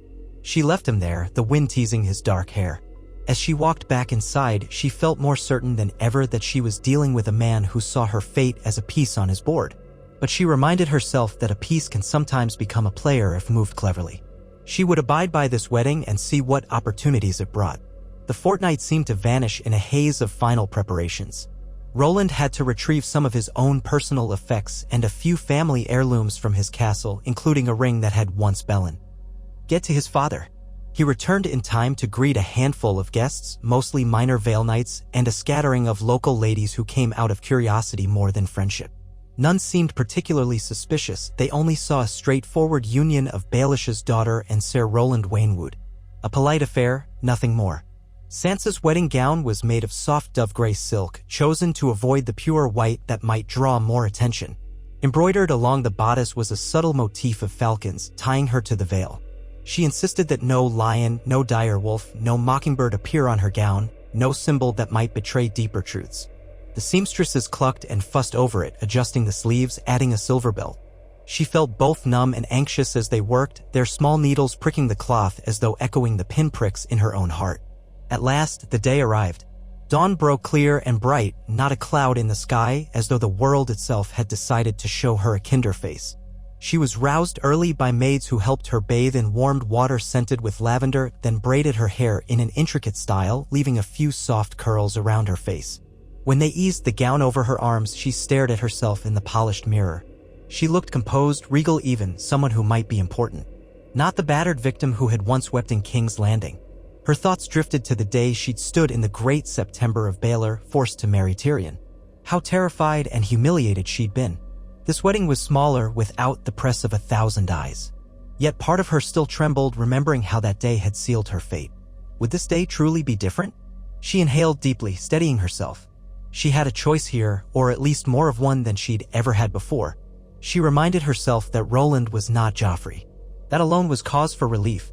A pair of maids escorted her to the Ares Sept, a modest space compared to the great septs of the south. Only a few rows of benches were filled with onlookers, Peter near the front, Robert beside him, both in formal attire. A sprinkling of knights and ladies looked on politely, and at the sept's altar stood a slender septon in pale robes waiting with a kindly smile. Roland waited with him, dressed in a deep green tunic embroidered with small leaves along the collar. A silver clasp held his cloak at the shoulder. When he saw her, his eyes lit with admiration, but not the ravenous sort of ownership she'd once seen in Joffrey. More like humble gratitude. She walked forward on her own, no father to guide her, only Peter's watchful gaze from the side. Each step felt measured, steady. The septon began to speak in a soft, reverent tone about the union they were about to witness, the sanctity of the vows, and the blessings of the seven. Sansa half listened, her heartbeat roaring in her ears. Roland turned to face her. He spoke his vows first, pledging to protect her, respect her, provide for her. His voice was calm, each word resonating with sincerity that made her eyes sting with unexpected emotion. Then it was her turn, and she swallowed hard before speaking her own vows, vowing to share his burdens, to honor him, to stand beside him. Each line felt foreign on her tongue, yet something in Roland's gaze gave her strength to speak them with clarity. When the Septon asked if any man objected, there was only silence. No sly voice raised in protest, no outburst from the guests. Sansa darted a glance at Peter. He nodded faintly, his expression unreadable but apparently satisfied. Robert fidgeted, but said nothing. The hush was broken only by the Septon's final blessing. Roland unclasped his cloak and draped it around Sansa's shoulders, a veil tradition symbolizing his protection. The cloak was forest green wool lined with soft fur, a piece from his own house. It felt surprisingly comforting, its weight around her shoulders like a gentle shield against the cold. Then the Septon smiled and proclaimed them wed, husband and wife, by the laws of gods and men. The guests clapped politely, a smattering of applause echoing in the small sept. Sansa exhaled, hardly believing it was done. Roland leaned close, pressing a chaste kiss to her cheek. "Thank you," he whispered so only she could hear, "for trusting me." She swallowed, nodding, too overwhelmed to speak. Afterward, they led the small procession to the great hall, where a modest feast awaited. Roasted venison, fresh-baked bread, spiced wine. The hall was decorated with winter roses that had been carefully grown in the Ares greenhouse, their fragrance mingling with the warmth of torchlight. Musicians played softly, though not so loud as to drown out conversation. Sansa sat at the high table beside Roland. Peter and Robert occupied the seats to their right. A handful of knights and ladies who had traveled from various corners of the Vale filled the other tables, quietly eating and murmuring about how they hoped to depart soon, now that the roads were clearing. The mood was subdued. No dwarfs reenacting battles, no lavish fountains of wine, no spectacle. It was precisely the sort of wedding feast she preferred. Small, unremarkable, a footnote in the world's eyes. She nibbled at her food, forcing herself to sip from a goblet of wine when the toasts began. One older knight rose to hail Roland as a fine warrior and offer a blessing to Elaine Stone, praising Peter's generosity in uniting the families. Peter responded with a smooth speech about the bright future this union heralded for the Vale. Sansa felt her stomach clench as he spoke, but she kept her composure, smiling at the right moments. Robert seemed bored, pushing his food around. At least he wasn't throwing a tantrum. Eventually, the toasts gave way to casual conversation. Sansa managed to speak politely with a few guests who approached.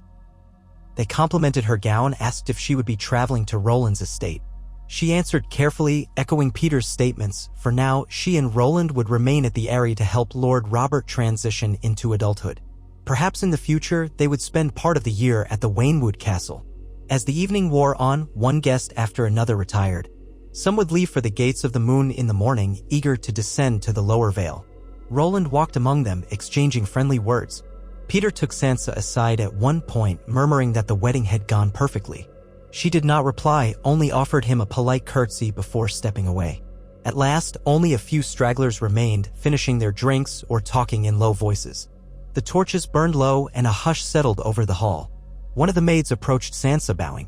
"My lady, we've prepared your chamber, or shall I say the Lord's chamber, if you and your husband prefer to share." Sansa's cheeks warmed. She glanced at Roland, who was conversing with the steward about some detail of supplies. She felt a rush of nerves. She might be expected to share a bed with this man she'd only known a few months. They were wed after all, but he had promised not to push her beyond what she could bear. She resolved to talk with him quietly once they were alone. They said polite goodnights to Robert, who returned to his own room, escorted by servants. Peter watched them both with a calculating expression, as though noting how they might navigate this final stage of the day. She stiffened under his gaze, but then Roland placed a hand gently at her waist, guiding her away from the hall. Together, they climbed the stairs to a suite near the Lord's chambers, one that Peter had suggested was best for them. Sansa felt each footstep as if it echoed in her chest. She was remembering her wedding night with Tyrion, her panic, her fear, how he had spared her from consummating a marriage she hadn't wanted. She wondered if Roland would do the same or if he would consider it his right. Her heart pounded, her thoughts a swirl of uncertainty. Once inside the suite, Roland closed the door. The room was softly lit by a few candles, a small fire in the hearth. The bed stood at one end, freshly made with crisp linens and a fur blanket. She stood awkwardly, arms folded, trying not to tremble. Roland placed the travel bag he carried on a low table and turned to face her. A tense silence stretched. He hesitated as though choosing his words carefully. "My lady, my wife," he began, voice quiet, "I know this may be overwhelming.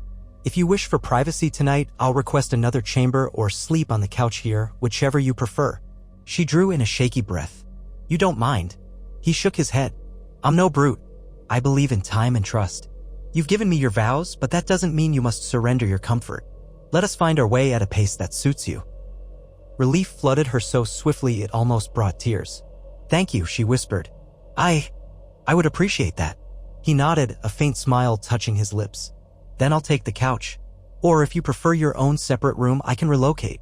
But I suspect Peter arranged only the suite for us." She managed a small smile in return. "The couch is fine.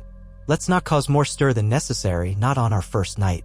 He agreed, gathering a spare blanket from a chest. She watched as he unbuckled his sword belt and set it aside, then removed his tunic, leaving only a simple undershirt.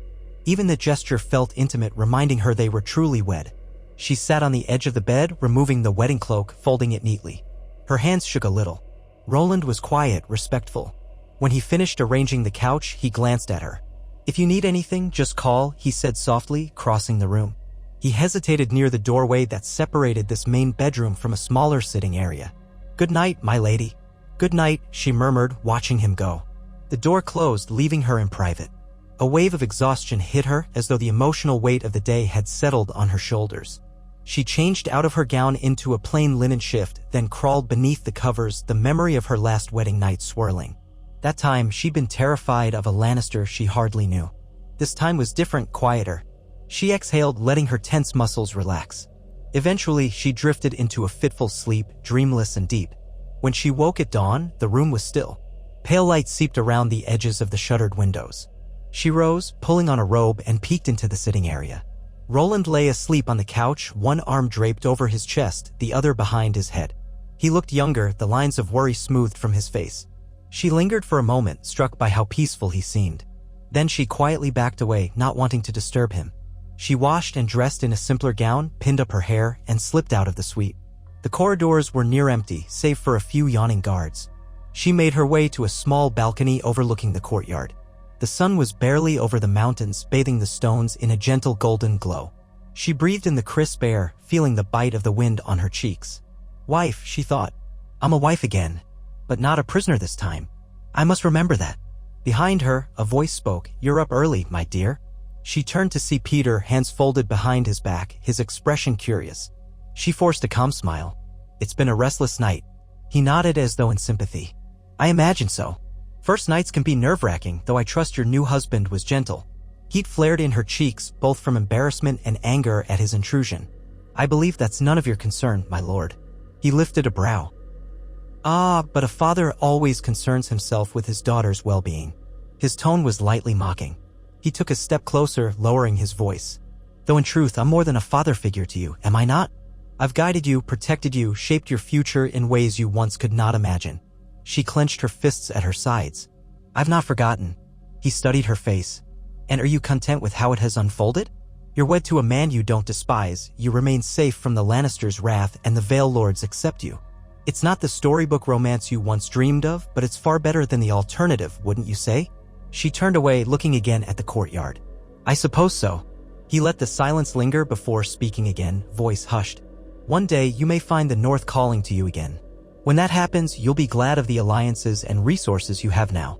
A chance to reclaim your heritage if that's what you truly desire."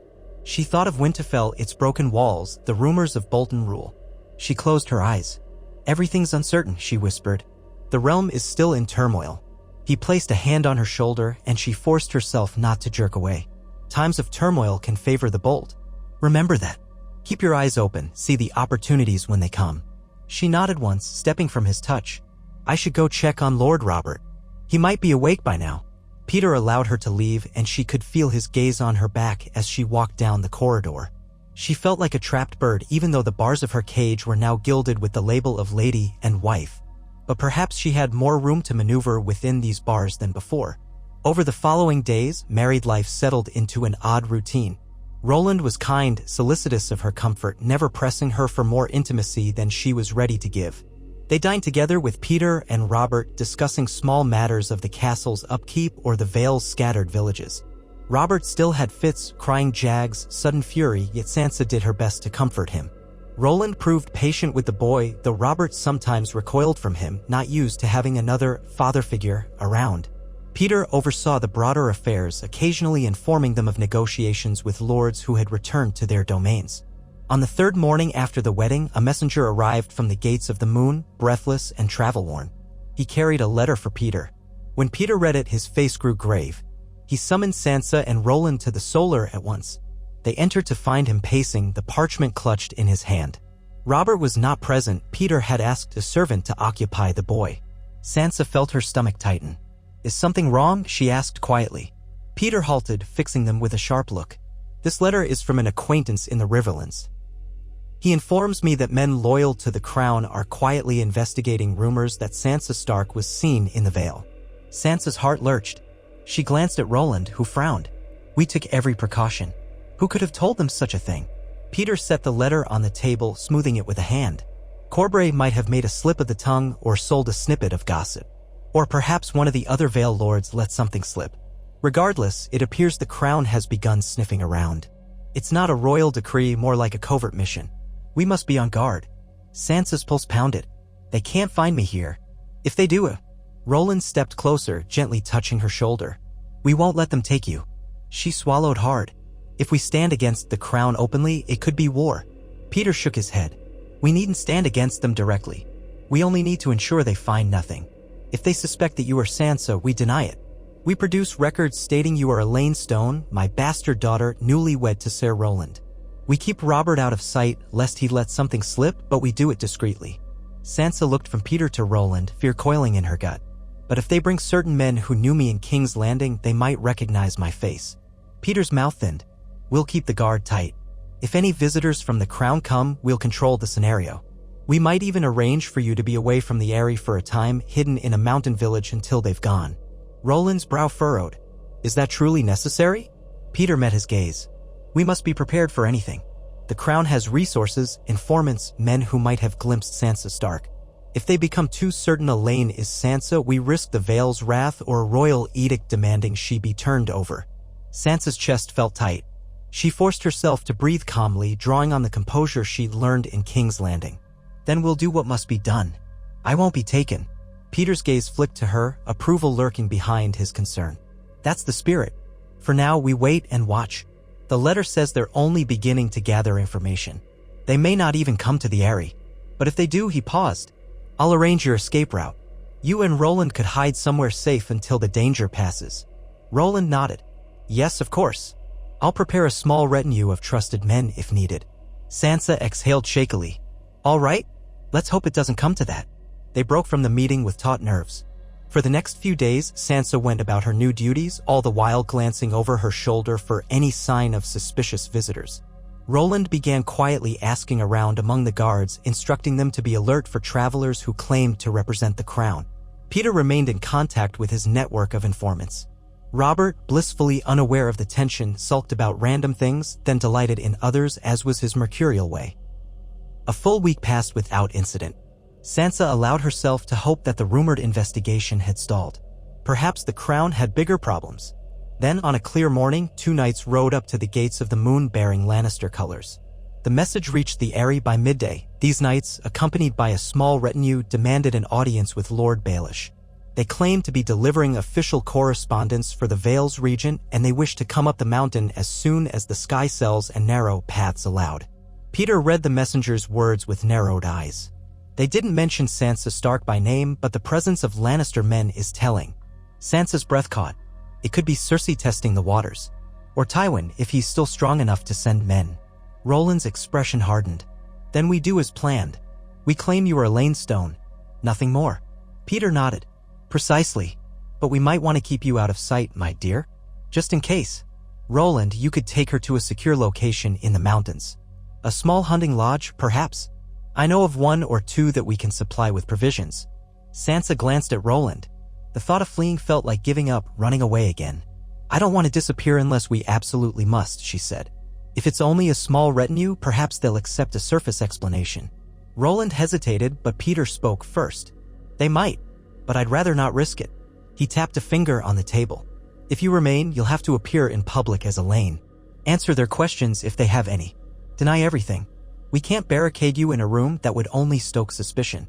She chewed her lip, recalling how many times she'd been forced to lie for survival. I can do it, she said, trying to sound confident. I wore a mask in King's Landing for years. A few more questions from Lannister men won't break me. Roland placed a hand on hers. Are you certain? She nodded. Yes. Hiding might only fuel speculation. If I stand before them openly with the entire Vale as witness, it could be more convincing. She swallowed.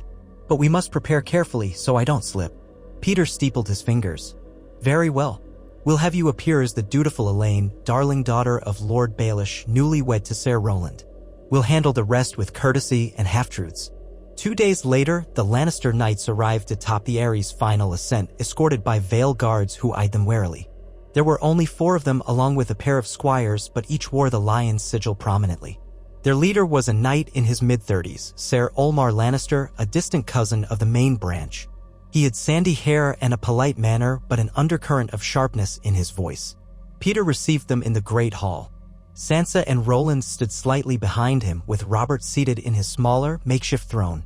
The Lannister men approached, bows stiff, as though they were here for business more than ceremony.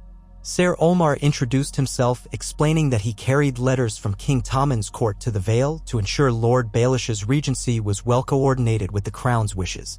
Peter responded with smooth courtesy, welcoming them. They dined together that evening, a modest meal since the Aerie was not hosting any grand event. Sansa felt Ser Oldmar's gaze flick toward her more than once. She remained in the background at first, letting Peter do most of the speaking. But eventually, Ser Oldmar requested an introduction to Lord Baelish's daughter. With her heart pounding, Sansa stepped forward. A pleasure, my lord, she said, lowering her eyes demurely. I'm Elaine Stone. He inclined his head, eyes roaming her face. The pleasure is mine, my lady. Congratulations on your recent marriage. Roland, standing at her side, gave a polite bow. Thank you, sir. We are honored by your presence. Oldmar's lips curved politely, but Sansa sensed a tension behind his smile. I must say, Lady Elaine, you remind me of someone I once saw in King's Landing, just a passing resemblance, perhaps? But I can't place it. Her stomach clenched. She forced a small laugh. Oh? I've never been to the capital, sir. My father says it's a grand place, though. He nodded, eyes narrow with curiosity. Indeed, it's quite grand. Perhaps I am mistaken. She felt Peter's silent approval. Keep your composure, that look seemed to say. She made herself gaze at Oldmar with mild innocence. Perhaps so, she murmured. Travel can be deceiving. We see a face in one city and later in another we think we recognize it. But I was born in the Vale. He inclined his head again. Of course. My apologies. He withdrew after another moment of polite conversation, returning to his men. Sansa let out a careful breath. Roland gently took her arm, guiding her away from the crowd. You did well, he whispered, voice tense. He's suspicious, but you seemed convincing. She nodded, heart still pounding. I hope so. They retreated to a corner of the hall where Peter joined them. He gave her a quick, approving nod. Good. Keep it up, and they'll find nothing solid.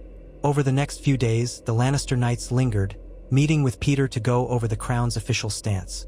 The Vale was expected to pay certain levies and taxes, to honor King Tommen's authority, and to maintain peace in the mountains. None of it was surprising, yet Sansa felt constantly on guard, expecting Ser Oldmar to appear around any corner. She took care to maintain her Elaine persona, always adopting a slightly different accent and mannerisms than she'd had in King's Landing. It was exhausting, but she refused to falter. One afternoon, she was crossing the courtyard when Ser Oldmar hailed her from a short distance away. She forced a polite smile and let him approach. Yes, sir? He gestured toward the high walls. Would you mind showing me part of the Aerie? I admit I'm curious about its defenses. They say it's unassailable. She hesitated. In King's Landing, she would have refused or found an excuse, but here it might be more suspicious to deny him. I can show you some of the ramparts. though I'm hardly an expert on fortifications," she said lightly. He smiled in that strained way. "Please, I'd be grateful." They walked side by side through the courtyards, ascending a stone staircase to the outer walls. A few guards stood watch, nodding as they passed. The view was breathtaking. Sheer drops to the valley below, the sky a brilliant blue overhead. Ser Olmar strolled close to the edge, peering down with interest. Remarkable.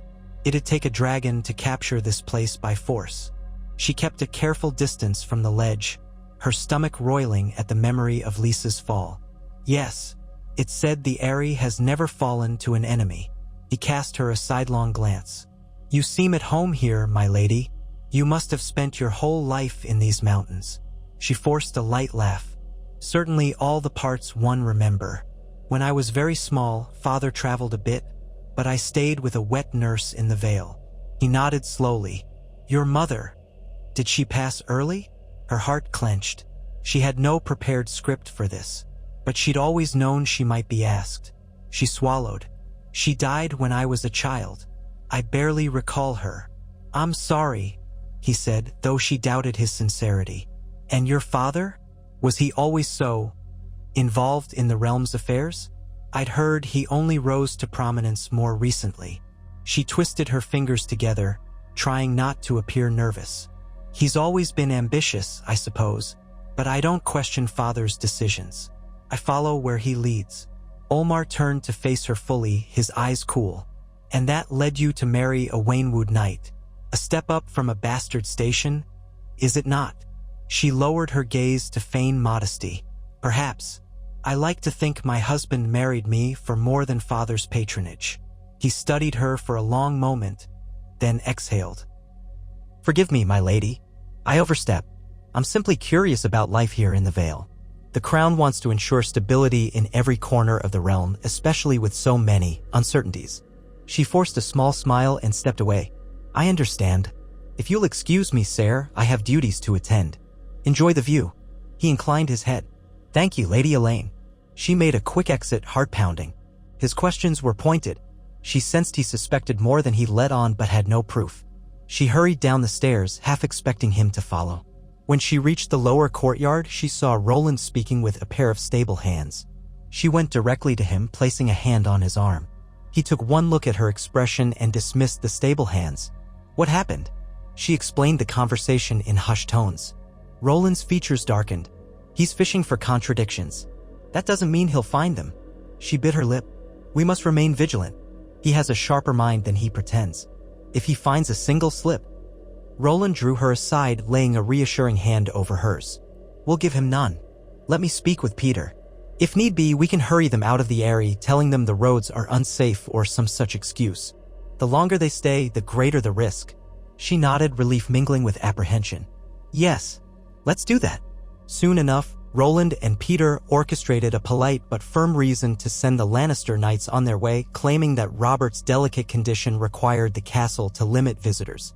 Peter also feigned some pressing business that demanded his presence, an excuse that would make it inconvenient to host them further. Ser Olmar, still suspicious, accepted the explanation with a tight smile. By the next morning, the Lannister retinue descended the mountain. Sansa watched from a window as they rode out. She let out a shaky breath, praying that they would not return with a greater force. As the days passed, no additional Lannister contingent appeared. For now, the Vale's high walls protected her from Cersei's grasp. Peter seemed satisfied, telling her they had handled it perfectly. But Sansa felt the edges of fear still clinging to her mind. The Lannisters would not forget that rumor so easily. They might bide their time, waiting to strike when the Vale least expected it. She clung to her quiet life in the days that followed, focusing on the small tasks that gave her a sense of normalcy. She helped Roland organize the Eyrie's modest library, read stories to Robert when he was calm enough to sit still, oversaw the servants who tidied her chamber and sewed new curtains. She tried to settle into her role as a wedded lady, though her nights with Roland remained gentle and slow, more about companionship than passion. Over time, her initial wariness receded, replaced by cautious affection. She found she slept more easily if he was in the next room or lying beside her, a steady presence in an unsteady world. Yet always, a corner of her mind stayed alert, remembering that she might have to flee at a moment's notice if the crown came in earnest. Peter's words about the north echoed in her thoughts. Did she want to reclaim it? Could she? News from beyond the Vale was scarce, but she heard the Boltons had tightened their hold on Winterfell while the Ironborn prowled the coasts. Stannis Baratheon lurked in the north somewhere, rumored to be forging alliances with the Night's Watch. The realm seethed with uncertainty. One chilly afternoon, she strolled along a walkway with Roland. They passed archers practicing on targets lined against a wall. The crisp twang of bowstrings filled the air. She glanced at Roland, who wore a thoughtful expression. "You seem pensive," she remarked. He nodded. "I've been considering how to improve the Ares supply lines. If we were ever besieged or forced to close the passes, we'd need enough stores to keep everyone fed." Lisa's methods were haphazard. She hoarded certain goods but neglected others. She smiled a little. "Practical concerns. You'd make a good steward." He chuckled softly. "Perhaps. I just don't like being caught unprepared." They paused at a vantage point that overlooked the valley. Thin clouds scudded across the sky, the peaks below dusted with the remains of snow. Roland set a hand on the stone parapet, his voice growing quieter. "There's something else too. My mother's sister is gravely ill. She lives in a smaller estate near our main seat. I've received word she might not have much time left." Sansa's expression softened. "I'm sorry." He glanced at her, gauging her response. "I'd like to ride there and see her, perhaps bring some comfort. But it's a journey of days and I'd be leaving you here. I wonder if you'd care to join me or if that would stir Peter's disapproval. We've only just settled our wedding after all." She felt an unexpected flicker of hope at the thought of leaving the Eyrie for a time. "I'd consider it if it's safe." He nodded, then frowned. "Safe enough. But you know Peter, he might fear we're straying too far from his watchful eye or suspect some scheme." She exhaled. "Let me speak with him. If I present it as a chance to show the Vale that we're loyal and caring, he might agree." Roland smiled, a spark of relief in his eyes. "Thank you. I'd be glad of your company and, well, my aunt might appreciate meeting you. She's old and she values family above titles." Sansa laid a hand on his arm. "Then let's see if it can be arranged." She wasn't naive enough to think Peter would let them go without conditions. But she craved a change of scenery. This castle was beginning to feel like a crypt of secrets and half-truths. If leaving the Eyrie offered her a taste of genuine freedom, she would seize it. That evening, she broached the subject with Peter. As expected, he was initially reluctant. "You've only just married and we're still uncertain about the Crown's intentions.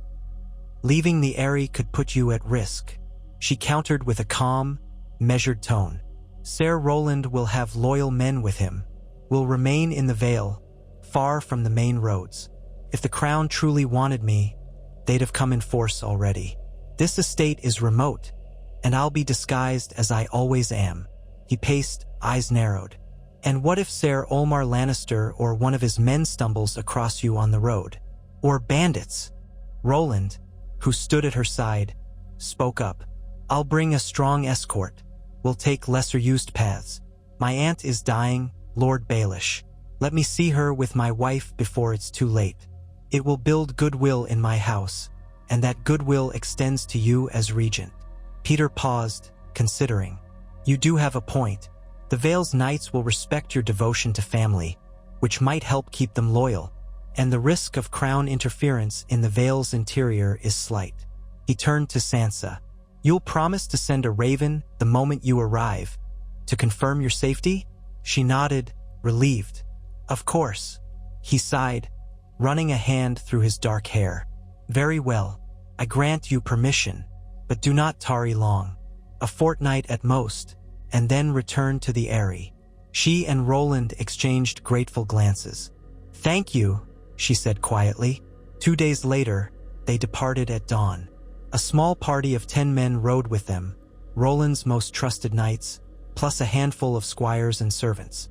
Robert sobbed at her departure, clinging to her skirt, but Peter promised him that she would come back soon.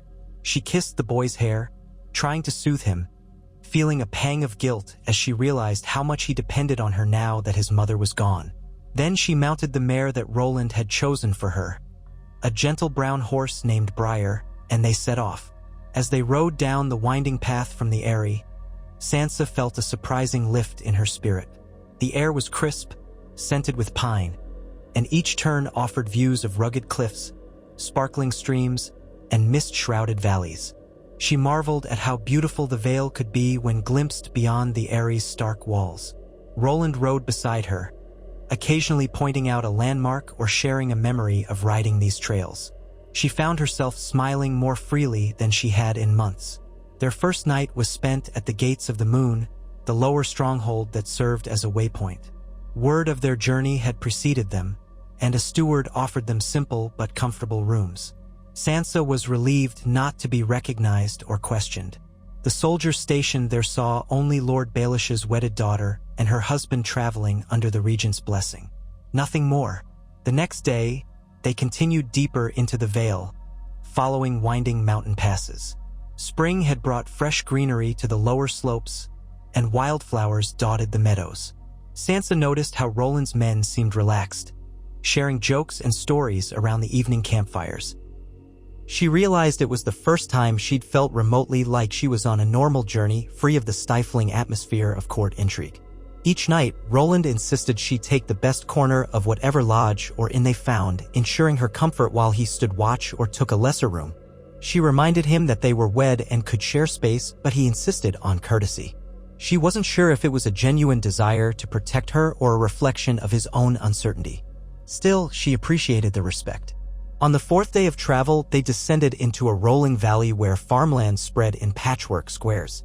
A moderate-sized keep stood near the center, partially surrounded by a stone wall that guarded it from roving bandits. Sansa could see smoke rising from chimneys, fields where sheep grazed, and apple orchards just beginning to bloom. Roland pointed. "That's my aunt's estate, Redleaf Hold. My father's sister married into the family who owned it, and when her husband died, she took over. She's managed it capably for years, but now age and illness have caught up." Sansa nodded, taking in the sight. It was neither imposing nor grand, but it looked welcoming in a way. The men at the gate recognized Roland's banner, a stylized set of leaves on sable, and let them pass with friendly waves. Inside the courtyard, a steward hurried out to greet them, bowing low to Roland and then to Sansa. "My lord, my lady," he said, "we've prepared rooms. Lady Miranda is bedridden but has been told of your arrival." Roland dismounted, handing his reins to a stable boy. "Thank you. I'd see her at once." Sansa followed suit, dismounting with a bit of help from Roland's squire. As they entered the keep's modest main hall, she noticed the smell of fresh bread and the warmth of a well-kept hearth. Servants rushed about, clearly surprised and pleased by the arrival of their lord's kinsman. Roland led her to a narrow corridor, then up a short staircase to a chamber where a soft moaning sound could be heard. Inside, an elderly woman lay on a bed, propped up by pillows. Her hair was white and wispy, her face drawn with age. She looked up as they entered, watery eyes brightening. "Roland," she murmured, reaching out a bony hand. He crossed the room quickly, kneeling by her bedside to kiss her hand. "Aunt Miranda," he said softly. "I've brought my wife, Lady Elaine." Sansa stepped forward, dipping a respectful curtsy, though she suspected the old woman could hardly see it. "It's an honor to meet you." Miranda's gaze flicked to her. Her voice was thin. "Young, so young." "Well, come closer, child." Sansa obeyed, and Miranda peered at her face. "You're not from the Vale, are you?" she asked bluntly. "You have a northern look." Sansa's heart lurched. She forced a mild smile. "My mother was a northern woman, they say." Miranda blinked, but then her attention drifted, confusion crossing her features. She looked back at Roland. "Thank you for coming. I didn't know if I'd see you before." He squeezed her hand gently. "I'm here, Aunt. Don't fret. Let's get you more comfortable and we can talk." Sansa stepped aside, letting a maid bring fresh water and adjust the pillows. She found herself exhaling in relief. The old woman's keen observation had worried her, but it seemed she was too weak to press further. The next few days passed in a subdued rhythm. Roland spent much of his time at Miranda's bedside, listening to her reminisce about long-dead relatives, comforting her when pain racked her frail body. Sansa tried to help in small ways. She had no special knowledge of healing, but she offered to brew mild teas for Miranda, to hum gentle songs, to help the maids keep the chamber aired out. In truth, she felt an odd kinship with the old woman. They were both battered by life's cruelties, though in different ways.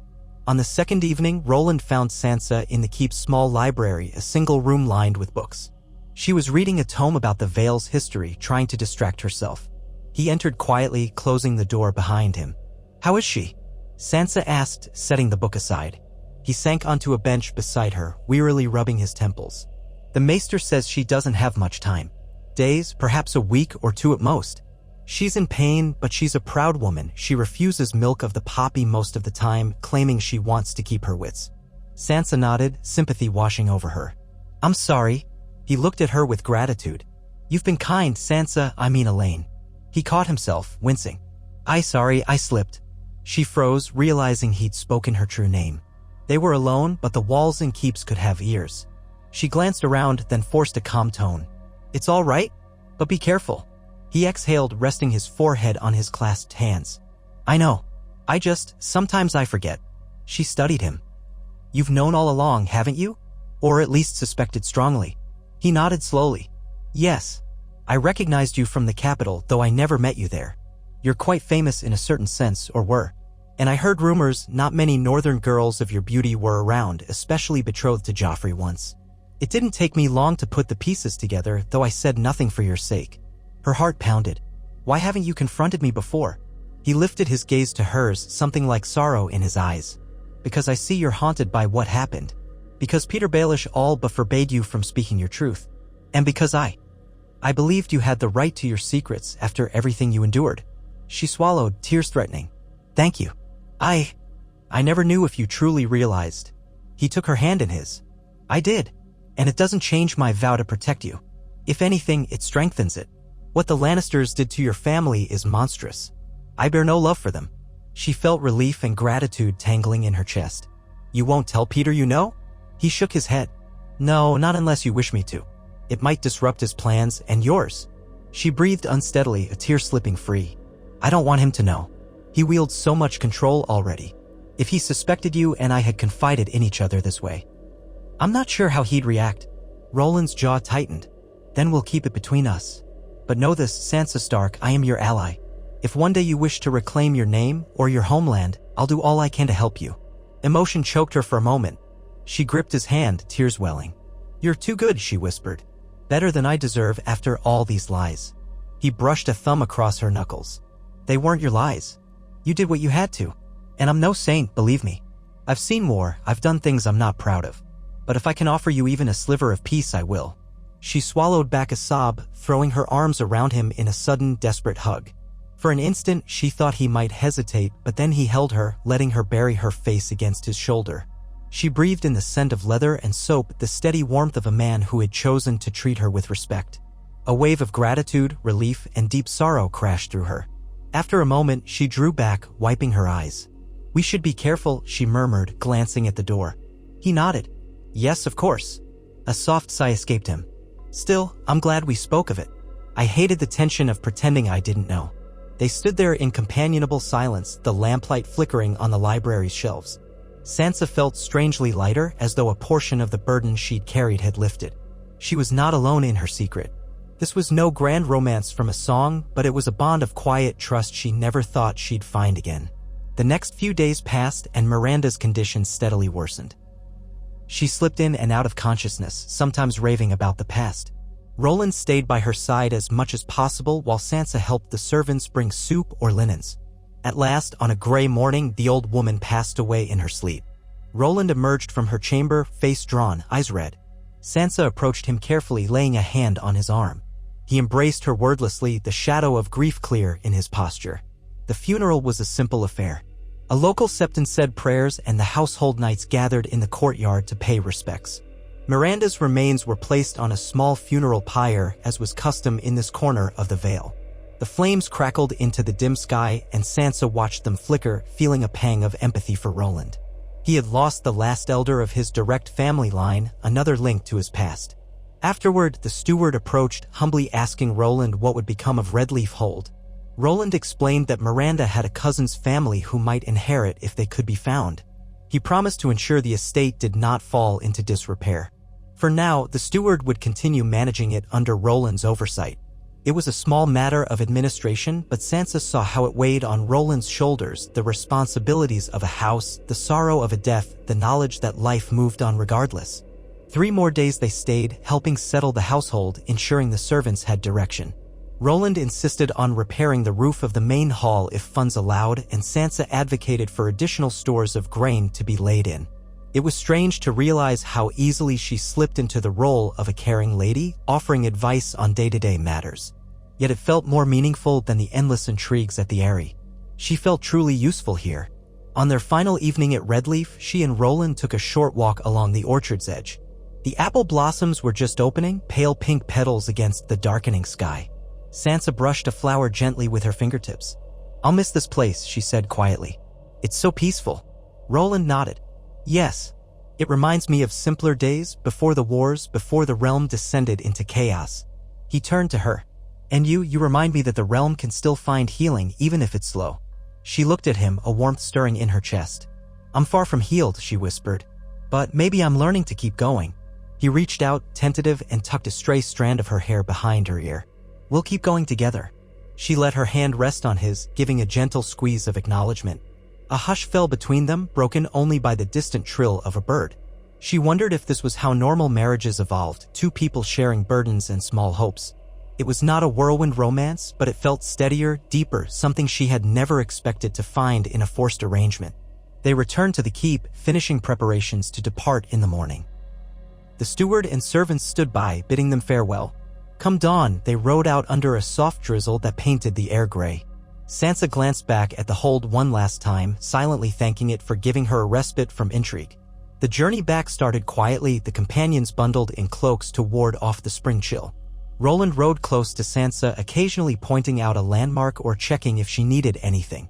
She felt closer to him now than before, no longer worried he might be just another manipulator. Halfway up the mountain passes, they stopped at a small inn for the night. The drizzle had turned to a heavier rain, and the men were eager to warm themselves by a fire. Inside the inn, the common room was packed with travelers seeking shelter, merchants, a few sellswords, farmers returning from market. Sansa and Roland found a table in a corner, removing their soaked cloaks. One of Roland's knights ordered a round of ale, and they tried to shake off the chill. Sansa noticed a man at a nearby table, older, with wiry gray hair and a ragged cloak. He kept glancing in their direction, a curious gleam in his eye. She sensed Roland notice it too. After a moment, the man stood and sidled over. "Beg pardon, lord, milady," he said in a rough accent. "But might I speak with you a moment? I have news from the lower vale that might interest ye." Roland frowned. "What kind of news?" The man glanced around, lowering his voice. "Heard from a traveler that King's men been seen near the Vale's borders again, a skin about a certain lady. Some say they're sea urchin for the Stark girl." He squinted at Sansa. "Now, I mean no offense, but a rumor's a rumor. They say the girl might be hidden up these mountains or in the fingers. Hard to say." A chill ran down her spine. Roland's expression hardened. "We appreciate the warning, friend, but you must be cautious spreading such rumors. The Stark girl is said to be missing or dead." The man shrugged. Well, the Lannisters pay good coin for information. Just thought ye ought to know. Could be trouble for travelers, especially a fine lady like yourself, if the King's men think she's you." Roland gave a tight nod. "We understand. Thank you." When the man left, Sansa leaned in close, voice hushed. "It seems the crown hasn't forgotten after all." Roland reached for her hand beneath the table. "We'll be careful. We're nearly back in Baelish's territory where the Vale's guard is stronger. Once we're behind the Ares walls again, we can hide from any prying eyes." She squeezed his hand, grateful for the contact even as dread hollowed her chest. "I just want to live without constantly looking over my shoulder," she whispered. He laced his fingers with hers. "We will find a way." They left the inn at first light, the rain having eased to a damp mist. Their journey continued without further incident, though each time they passed other travelers, Sansa felt her muscles tense, worried that one might be a disguised agent of the crown. Yet no trouble came. At last, the Ares' lofty outline appeared above them in the distance. Sansa stared up at it with a mix of relief and resignation. That castle was her refuge from the Lannisters, but also a cage of secrets. Still, after the men at the gates of the moon let them through, she felt a trickle of familiarity in the winding ascent. She was returning to the life she had, if not chosen, then accepted as her own for now. They arrived late in the afternoon. Peter was waiting in the courtyard, wearing his usual half-smile. Robert dashed out as well, stumbling in excitement as he cried, "Elaine, you're back." She dismounted, letting him fling his arms around her. Despite everything, she felt a pang of affection for the boy's lonely devotion. Roland greeted Peter with formal courtesy, then explained Miranda's passing and the distribution of her estate. Peter nodded as though it were all of mild interest, but his eyes darted to Sansa. She offered him a calm curtsy, meeting his gaze. "It was a quiet journey," she said. "We had no trouble." He studied her a moment, perhaps seeking any sign of tension. Then he nodded, smoothing his mustache. "Good. I'm glad." He gestured for them to follow him inside. "Robert has been impatient for your return." He insists the only way he'll eat his meals is if you sit beside him. She forced a small smile, guiding Robert in. Of course. I've missed him as well. As they walked, she felt Roland's shoulder brush hers, a discreet gesture of reassurance. She recalled their conversation in the library, how he'd called her Sansa Stark. Her true name, her true self, spoken without judgment. Perhaps this marriage had given her more than just a shield, it had given her a friend in a world that often felt friendless. For now, that would have to be enough. Life resumed within the Ares halls. Peter pressed Sansa for details about the roads, the local lords, any gossip that might be relevant. She answered politely, leaving out the mention of the rumor she'd heard at the inn. She wanted to confirm it first, perhaps. The knowledge that the crown might still send men gave her a constant undercurrent of anxiety. But she tried to hide it. She also tried to settle Robert's nerves. The boy was losing some of his tantrums, but only because he'd grown more listless. He ate little, complaining of headaches and fatigue. Peter summoned Maester Coleman to check on him, and the Maester recommended rest and mild tonics. The pallor of the boy's face worried Sansa, reminding her how fragile he truly was. As spring turned toward early summer, letters reached the Eyrie from Vale lords about local matters, border disputes, trade routes, possible bandit sightings. Peter responded with well-crafted letters, sometimes reading them aloud to Roland and Sansa if he deemed it relevant. Sansa wondered if any of these lords might be in contact with the crown, but Peter claimed to have them all leashed, at least for now.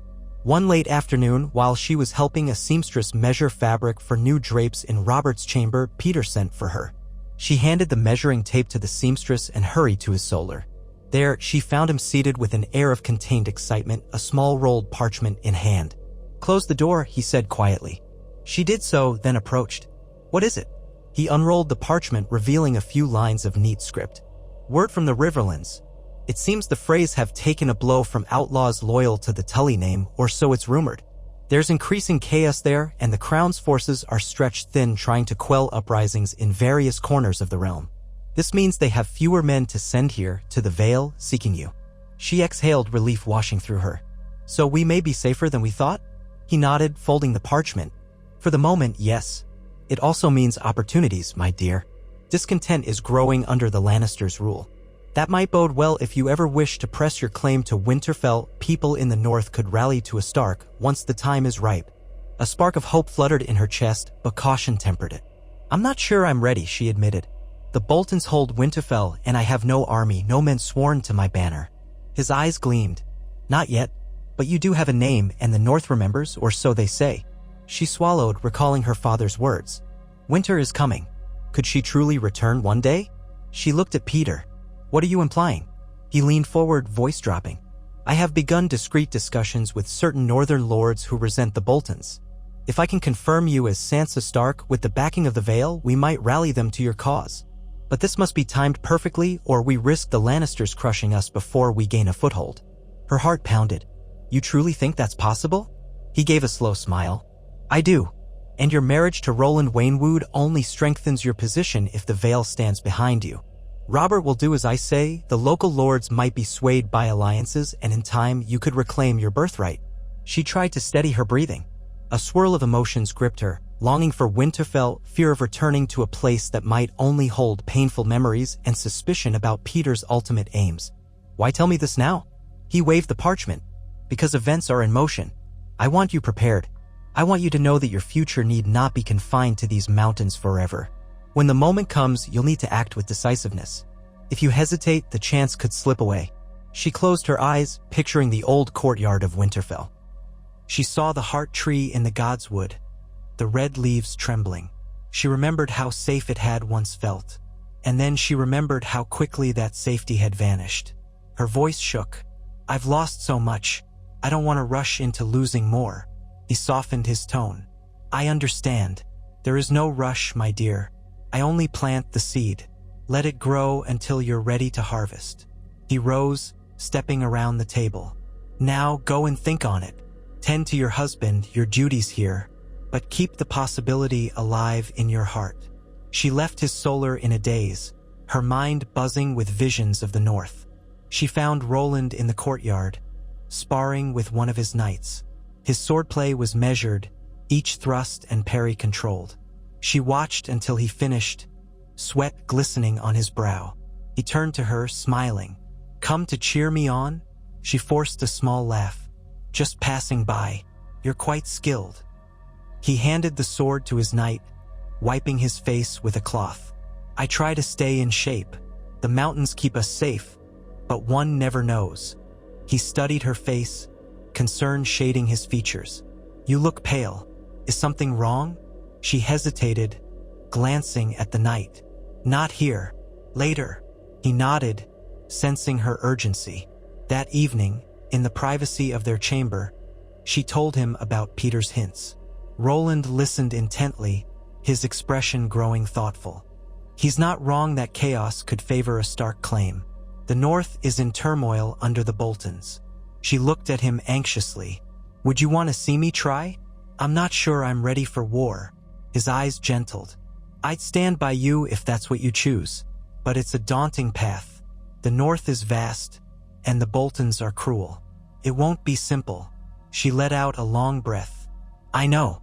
I'm afraid. But a part of me yearns to see Winterfell again. I thought it lost forever. He clasped her hands. If the time comes, I'll help you. But don't let Peter push you too fast. He has his own ambitions. She nodded, tears glimmering. Thank you.